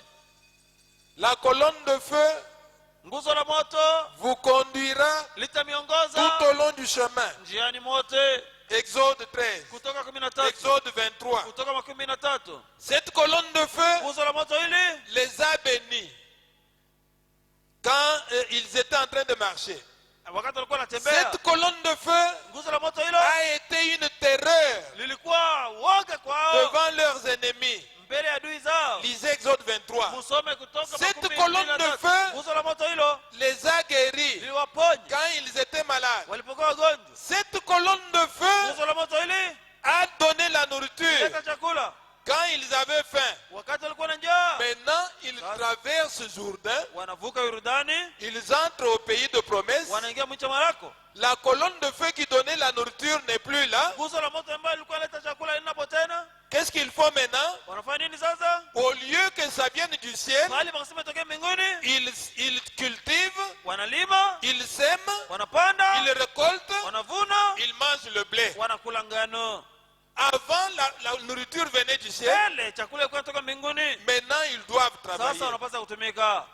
C'était le même Dieu qui leur donnait la nourriture par le Alikuwa ciel. ni ule Mungu moja moja alikuwa anawapa chakula kutoka Mais mbinguni. dans le pays, Lakini nchini le même Dieu yule Mungu moja moja qui leur a donné chacun une part mwenye aliwapa kila sehemu yake, les oblige de travailler. kawakaza watumike, Et ils doivent travailler. nao wanapaswa kutumika. Et si vous êtes baptisé du Na Saint-Esprit, kama wamebatizwa na Roho si Mtakatifu, vous avez rencontré Dieu, kama ulikutana na Mungu, un véritable chrétien, Mkristo halisi il travaille. anatumika. Vous devez travailler. Unapaswa kutumika. Écoutez ce qui est arrivé quand ils ont traversé Msikie le Jourdain. kilifika wakati walivuka Yordani. La colonne de feu vous conduira tout au long du chemin. Nguzo la moto litamiongoza njiani mote. Vous suivez là Wewe simplement. muifuate tu, Et il vous y amènera. nawe itampeleka. C'est vrai. Ni kweli. Quand ils sont arrivés là même, Wakati walifika pale pale, la colonne de feu s'est transformée en homme. nguzo la moto likageuka kuwa mtu. Est-ce que vous suivez? Hati Mungu nafuata. Quand ils traversent le Jourdain, Wakati wanavuka Yordani, la colonne de feu qu'ils voyaient nguzo la au moto ciel, ambalo walikuwa wanaona mbinguni elle devient un homme. likawa mtu. Est-ce que vous suivez? Hati Mungu nafuata. La colonne de feu s'est transformée en homme. Nguzo la moto likageuka kuwa Et mtu. cet homme a dit, Na mtu huyo alisema, je suis le chef de l'armée de l'Éternel. niko shefu wa jeshi la Bwana. Est-ce que vous pouvez dire Amen? Hati mnasema mina. Cette colonne de feu, Nguzo la moto ili quand ils entrent au pays, wakati wanaingia mwinchi, quand ils entrent dans le baptême du wakati Saint-Esprit, wanaingia katika ubatizo wa Roho Mtakatifu, quand ils arrivent à l'accomplissement de la promesse, wakati wanafika kutimilika malako, la colonne de feu nguzo la moto devient invisible. likawa lisipoonekana La tena. colonne de feu Nguzo la moto devient un soldat. likawa askari. La colonne de feu Nguzo la moto devient un général likawa jemadari. à 5 étoiles. Walikuwa na La pete colonne tano. de feu Nguzo la moto porte une épée. likawa na La upanga. colonne de feu Nguzo la moto donne la révélation. kaleta La funuo. colonne de Nguzo feu la moto entre dans un homme. likaingia ndani ya mtu mmoja. Maintenant, ça devient compliqué Sasa inakuwa ya nguvu pour ceux qui ne sont pas dans le contrat de le voir. juu ya wale hawana katika masikilizano kumwona. Ça devient compliqué Inakuwa ya nguvu pour tout le monde de voir. juu ya watu wote kuona. Ça devient maintenant Inakuwa une sasa complicité mambo entre Dieu yenye kuwa katikati ya et ses Mungu enfants. na watoto yake. Parce que les enfants de Dieu, Sababu watoto wa Mungu eux, ils auront la révélation que wao watakuwa na ufunuo kusema celui qui nous conduisait par le haut yule alikuwa anatuongoza wa yulu est devenu maintenant amekuwa sasa le chef de l'armée de l'Éternel. shefu wa jeshi ya Bwana. Et quand ils voient le chef de l'armée de Na l'Éternel, wakati wanamuona shefu wa jeshi ya Bwana, eux, ils Wow. comprennent que naelewa kwamba c'est le même Dieu, ni yule Mungu c'est mmoja la mmoja, même colonne de ni feu, lile nguzo la moto c'est moja le moja, même ange du ni yule Seigneur, malaika mmoja c'est wa le même Bwana, ange de l'Alliance. ni yule malaika mmoja wa agano. La colonne de feu s'est transformée en homme Nguzo la moto lilikuwa kuwa et il mtu. a dit, na akasema je suis le chef de l'armée de niko l'Éternel. shefu wa jeshi la Bwana. Et il a dit, Na alisema nous sommes arrivés ici. tumefika hapa, Maintenant, fais-nous avancer. tuendeshe mbele.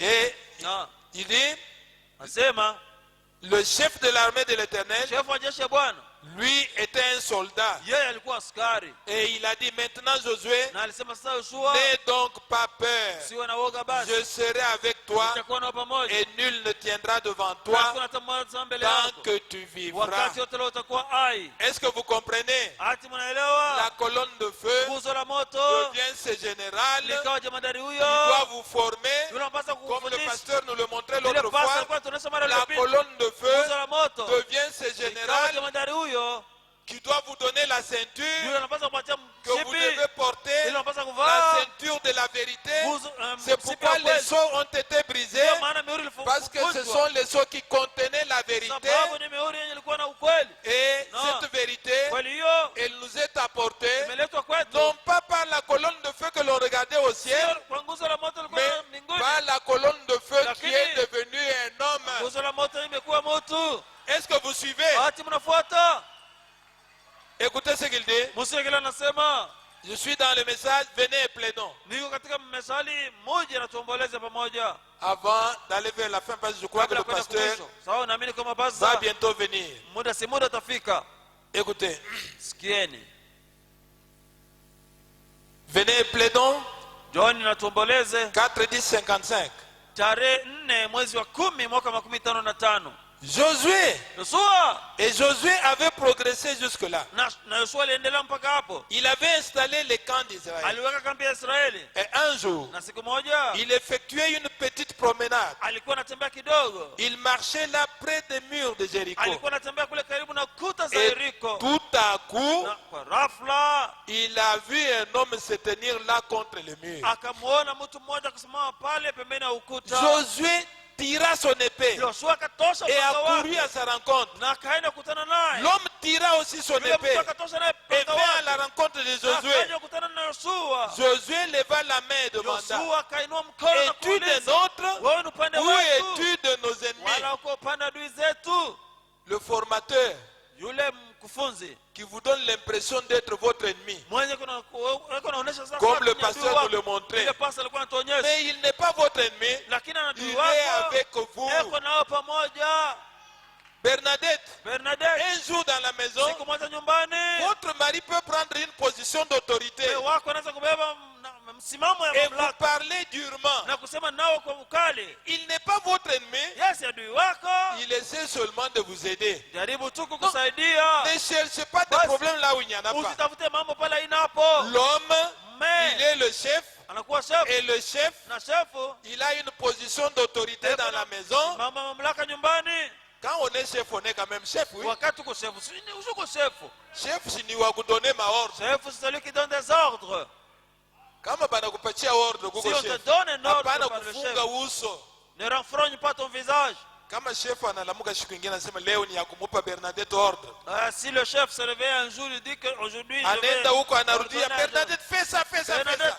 Bernadette, fanya hivi. Anaenda kule anarudia Bernadette fais ça, fais ça, fais ça. Fanya Anaenda anarudia Bernadette hivi. fais ça. Il rentre, Bernadette, fanya hivi. Unachoka unafunga Tu uso. te fatigues, tu renfrognes Tu le ne sais pas visage. pourquoi tu t'es marié. Haujue jua nini? Le chef, Uliolewa. son rôle, c'est Chef. de donner les ordres. Kazi yake ni kuleta maagizo. Et Na la personne du chef, son rôle, chef c'est mwenyewe kazi d'exécuter yake les ordres. ni kutimiza maagizo. Tu vas chez ton mari Unaenda kwa mume wako pour exécuter les ordres. juu ya kutimiza maagizo. Alors, il faut vraiment te positionner, te placer à ta position Sasa inafaa kweli kujua nafasi yako. pour que tu ne trouves pas que quand ton mari te donne les Juu ya ordres, kusema ushaona sema pale bwana yako anakupatia c'est maagizo. déplacé non plus. Haina Il nafasi ne faut pas yako. créer de problème. Haifai kuleta mambo. Écoute les ordres de ton mari, Usikie maagizo ya mume wako. exécute-les Timiza hayo. et tu verras que même s'il est monté, Na utaona kama hata kama sio kasirika, il va descendre atashuka. et il va t'apprécier un Na jour. atakufurahia siku moja. Donc nous voyons que Basi tunaona kwamba le chef de l'armée de l'Éternel shefu wa jeshi la Bwana a fait, il a simulé un combat. alifanya tu sako muvita. contre Josué. mbele ya Yoshua.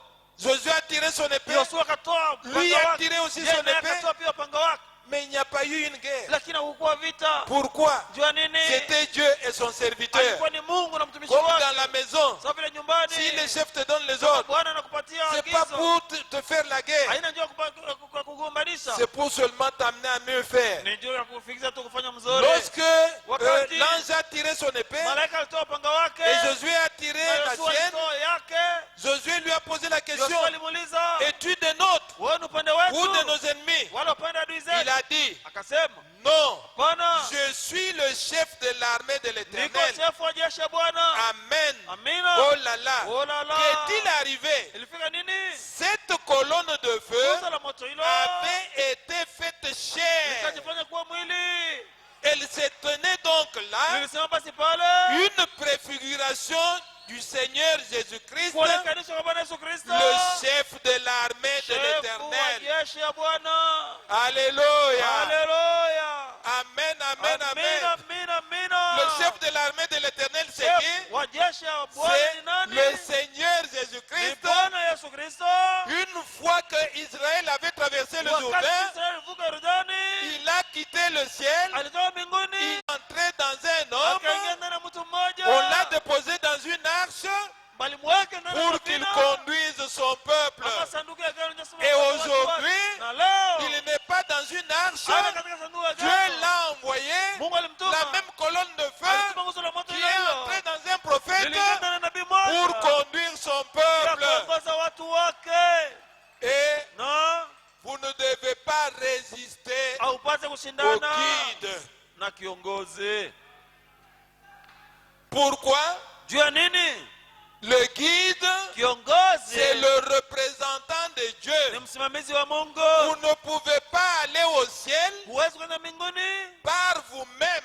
we mwenyewe. Il n'y a aucune théologie sur cette terre. Hakuna teolojia hata moja pa hii Il n'y dunia. a aucun homme sur cette Hakuna terre, mtu hata mmoja pa hii dunia, blanc ou noir, mzungu au mweusi, jaune ou je ne sais pas de quelle couleur, wa njano wala qui sijui connaît rangi le gani. chemin du Yule ciel, anajua njia mbinguni, si ce n'est celui qui est descendu ila du tu ciel, yule alishuka toka mbinguni, et celui qui est descendu du na yule ciel, alishuka toka c'est le mbinguni Seigneur ni Jésus-Christ. Bwana Yesu Kristo. Il est venu aujourd'hui, Alikuja leo comme au temps kama d'Israël, wakati Israeli il s'est fait chair alijifanya kuwa mwili pour conduire ya son peuple. kuongoza watu wake. Car son peuple ne Maana connaît pas le chemin. watu wake wajui njia. Si vous ne connaissez pas le chemin Kama ujue et njia que vous voulez vous na aventurer, unataka kuingia munjia hiyo, vous allez vous perdre. utapotea. Est-ce que nous pouvons acclamer le Seigneur? Ati tunaweza kushangilia Bwana.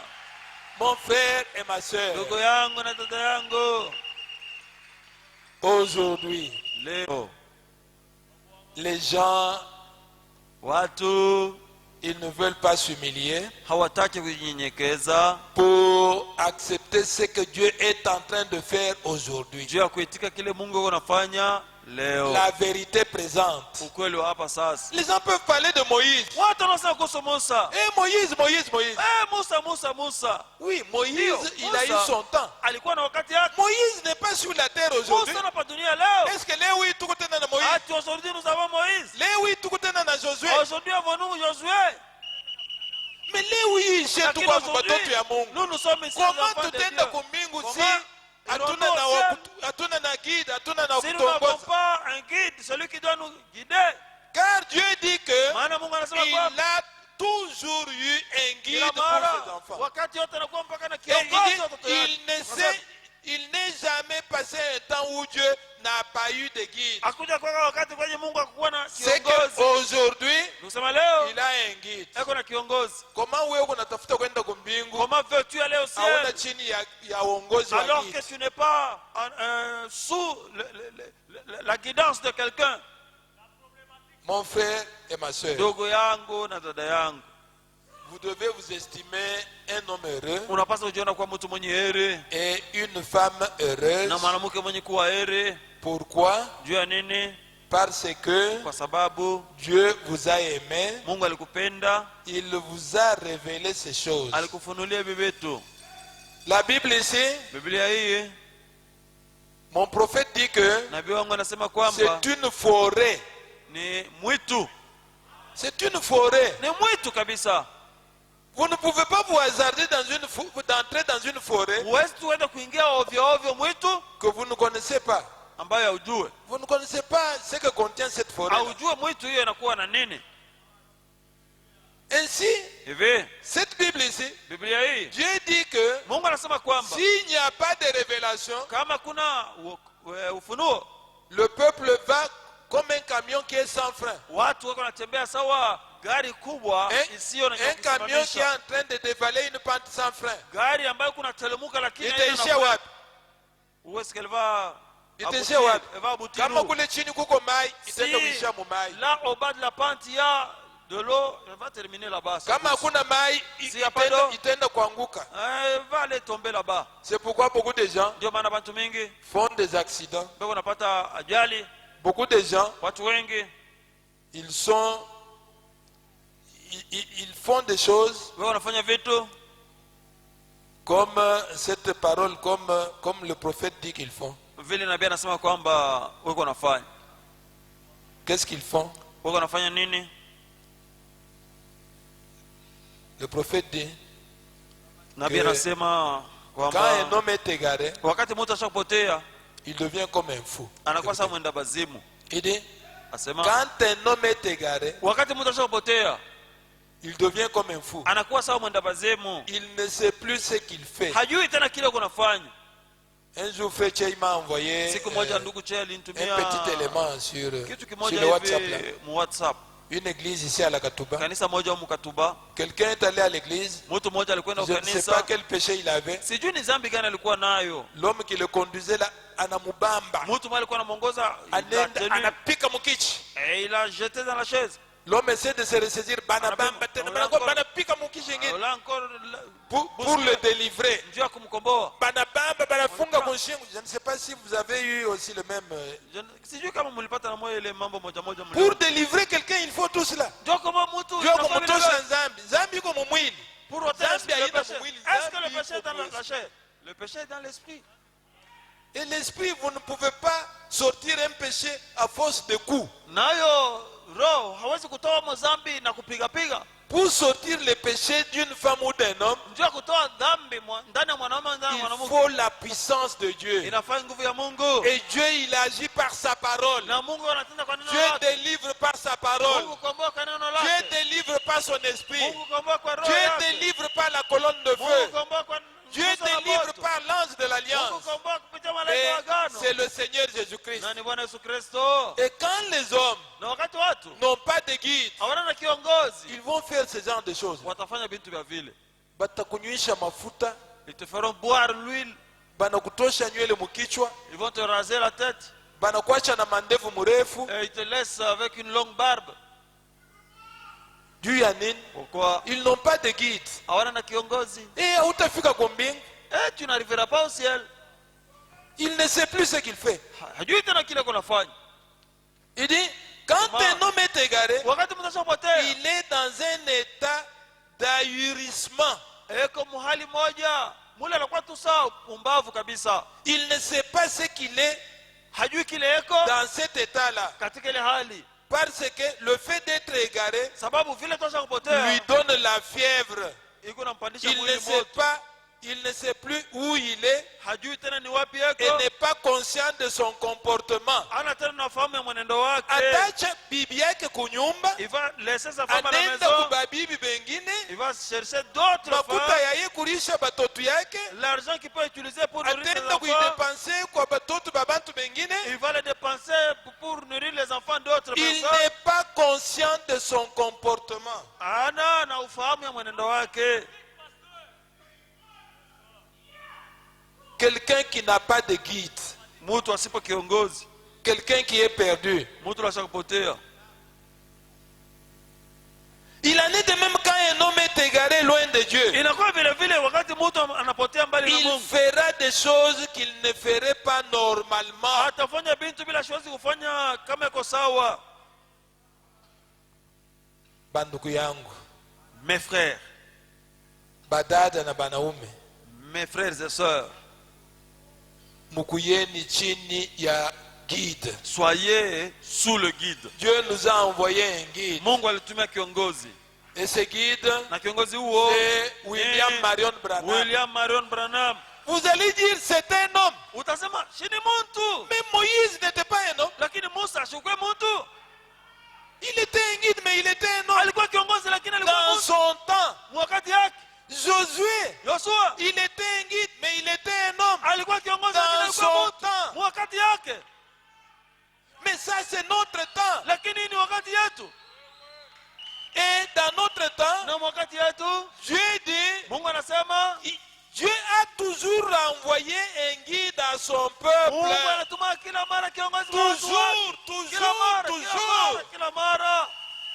Ne choisissez pas vous un guide. Wewe hapana kuchagua kiongozi, C'est Dieu qui doit vous envoyer un ni guide. Mungu anapaswa kutumia Et le kiongozi. guide que Dieu vous envoie, Na kiongozi c'est limuhutumia un homme que Dieu lui-même a sélectionné. ni mtu ambaye Mungu mwenyewe alichagua. Pourquoi? Juu ya nini? Parce qu'il doit venir entrer en lui. Kwa sababu anapaswa kuja kuingia ndani yake, Comme il était entré dans kama Josué. vile nyanda na Yoshua.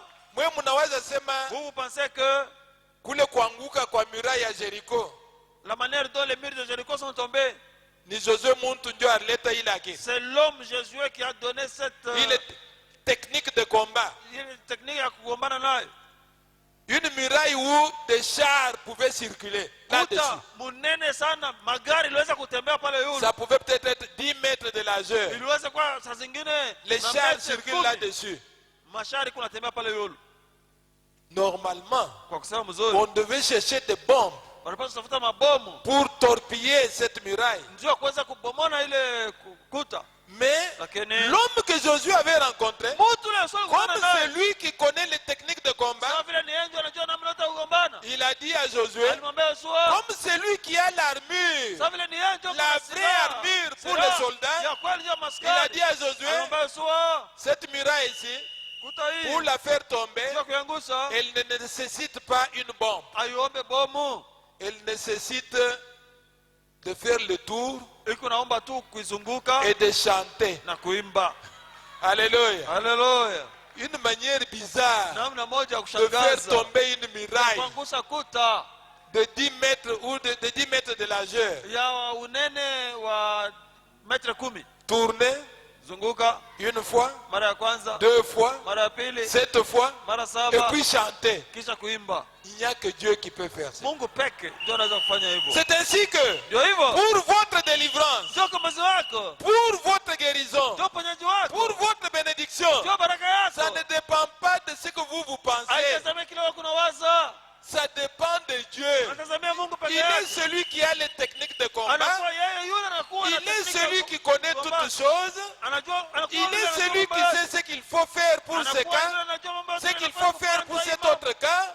Kia kufanya njua hii mambo mengine. Confiez-vous alors en lui Jitoe tu kwake et il vous donnera la na victoire. atakupa ushindi. Confiez-vous en lui. Jitoe kwake, Restez sous la conduite du bakia guide chini ya uongozaji wa kiongozi, et vous verrez que tout va être facile. na utaona kwamba itakuwa rahisi. Dieu, Mungu il ne travaille pas par l'argent. asitumikia kupitia fedha. La parole de Dieu dit, Neno la Mungu nasema Dieu ne travaille pas par l'argent. Mungu asitumikia kupitia fedha. L'argent nous est nécessaire. Pesa iko ya Mais lazima Dieu, kwetu, lakini il Mungu travaille par son esprit. eko natuma kupitia roho yake. Dieu délivre par son esprit. Mungu komboa kupitia roho yake. Dieu bénit d'abord par son Mungu esprit. bariki kwanza Dieu kupitia roho guérit yake. par son Mungu esprit. ponya kupitia roho yake. Vous êtes malade depuis très longtemps. Uko mgonjwa kuna wakati mrefu sana. Vous avez été longtemps à l'hôpital. Ulikuwa wakati mingi sana kwa hospitali. Vous avez été longtemps chez les praticiens. Ulikuwa muda mrefu sana kwa waponyaji wa Ceux kiasili. qui n'ont pas réussi à faire là, Wale wa kuweza venez kufanya, à Dieu. mjie Mungu. Priez Dieu. Muombe Il Mungu. peut vous donner une formule simple Anaweza kupatia namna moja ya kufanya rahisi ya pour votre teketeke. guérison. Ndio uponyaji Il wako. peut vous donner une formule simple Anaweza kupatia namna pour kufanya votre teketeke délivrance. sana, ndio Parce ukombozi wako. que lui, quand il conduit, Yeye wakati alikuwa anaongoza, la parole de Dieu dit, na Mungu anasema il conduit dans la vérité. uongoze katika ukweli. Et le pasteur nous a montré ici Sasa alituonyesha hapa combien la vérité est une mara arme. ngapi ukweli ni silaha. Combien la vérité mara ngapi qui ukweli? est une ceinture, Yani kwa msipi est une arme, est une arme offensive. ni silaha ya kushambulia nayo, Et à la ceinture, na kumsipi vous pouvez y accrocher beaucoup d'autres armes unaweza kukobeka kwa silaha nyingine pour mingi vaincre l'ennemi. ndio kumshinda adui. Alors, bien-aimés frères, Sasa ndugu mpendwa, bien-aimées sœurs, dada mpendwa, je crois que naamini kwamba chacun de nous kila mmoja wetu doit prendre la décision anapaswa kamata mpango de se mettre sous la conduite du guide. ya kujiweka chini ya uongozaji wa kiongozi. Le guide. Kiongozi. Le problème aujourd'hui, Mambo leo c'est que les gens regardent à leur importance. watu wako naangalia tu kile beko, Les gens regardent à leurs études. watu wako naangalia masomo yabo, Les gens regardent à leurs connaissances. watu wako naangalia bile wanajua. Nicodème, Nikodemo mais c'était un homme très influent. alikuwa mtu wa yulu sana, Il était encore un professeur d'université. alikuwa mwalimu wa masomo ya yulu. Il est allé chez Jésus la nuit. Alimwendea Yesu usiku, Il n'a pas dit cet homme Jésus, il ne connaît rien. asikusema huyu mtu Yesu asijue kitu. Jésus était le guide. Yesu alikuwa kiongozi. Il est allé auprès de lui. Alimwendea. Que dois-je faire? Ni nini Il a ignoré un nitafanya? peu sa dignité. Il a ignoré. Alisabu wako heshima Je yake, vous ai alisabu. parlé de cet Nilimwambia. unique Éthiopien. Mambo towashi huyo Un mwetoka. ministre. Waziri, Un ministre. waziri. Vous, qu'êtes-vous par rapport à un ministre? Wewe uko nani mbele ya waziri? Mais aujourd'hui, Lakini les gens leo vont dire, watu watasema ceux qui vont auprès de Branham, wale wako namwendea Branham c'est la racaille. ni babulebule, Baboulé. babule sana. Attendez. Mungu Dieu je, va vous garder en vie Mungu atakuchunga pour que vous mzima. voyez comment nous allons aller au ciel. Jua kusema uone namna Comment yetu nous sommes tunakumbele. les gens heureux. Namna yetu tuko watu wenye heri. Dieu va vous garder en vie pour que vous voyez la gloire Mungu atakuchunga mzima ili upate qu'il kuona réserve pour son épouse. utukufu ile unachungia Pour Yesu ceux yake qui croient harusi, en lui. wale wanamwamini. Et Dieu, Na Mungu il prend toujours les choses les plus viles, eko nabeba kila mara vitu vya les plus ovyo insignifiantes vyasipo maana, pour manifester sa grandeur, jua kuonekanisha ukubwa wake, pour manifester jua kuonekanisha sa puissance. nguvu yake. Il va prendre les choses qu'on néglige, Eko nabeba vitu vile watu wako na ce sura qu'on appelle rien. vile wako nasema kama C'est ni ça vya que bure, Dieu va élever. ndio vile Mungu yeye atapandisha yulu. Alors, il est temps. Sasa ni wakati, Prenez votre temps, mon frère et ma soeur. beba wakati yako ndugu na dada yangu, Venez sous la conduite du guide. kuja chini ya uongozaji wa Dieu kiongozi. a envoyé William Marion Mungu Branham alimtuma William comme Marion Branham guide en ce temps de la fin. kama kiongozi mwi wakati ya mwisho, Et il n'y a pas un autre. na hakuna mwingine, Il n'y a pas un autre. hakuna mwingine. Même si vous, dans votre pensée, là, vous avez un autre, Hata kama wewe mu mawazo yako kuna mwingine, votre pensée vous trompe. mawazo yako yanakudanganya, Mettez de côté votre pensée. weka pembeni mawazo yako, Venez et prenez le choix de Dieu. kuja na ubebe uchaguzi wa Mungu. Je voulais vous présenter cela aujourd'hui. Nilitaka kumwonyesha hiyo J'ai leo montré à Robert et à Bernadette na kumwonyesha Robert na Bernadette que dans leur foyer, kwamba mujamaa yao il y a un guide, muna kiongozi, c'est l'homme, ni mume et c'est l'homme qui va conduire le foyer. na ni mume atakayeongoza Et la jamaa. femme doit Na se mke. référer au guide Anapasa kumwangalia kiongozi si elle veut arriver quelque part. kama anataka kufika fazi moja. Le mariage, c'est un chemin par lequel elle n'est pas Ndoa encore passée. ni njia mula sijapitiaka, Elle ne peut pas arriver asiwezi d'elle-même kufika ye quelque mwenyewe part. fazi moja. Il faut qu'elle accepte le guide Inafaa itike kiongozi et qu'elle vive en bonne intelligence avec le guide na aishi katika upatanisho na qui est kiongozi son mari. mwenye kuwa mume wake. Alors nous pouvons nous mettre debout pour la Sasa tunaweza prière. kusimama bwima njia Je maombi. pense bien que Nawaza kwamba je pense que nawazia le kwamba pasteur pas- serait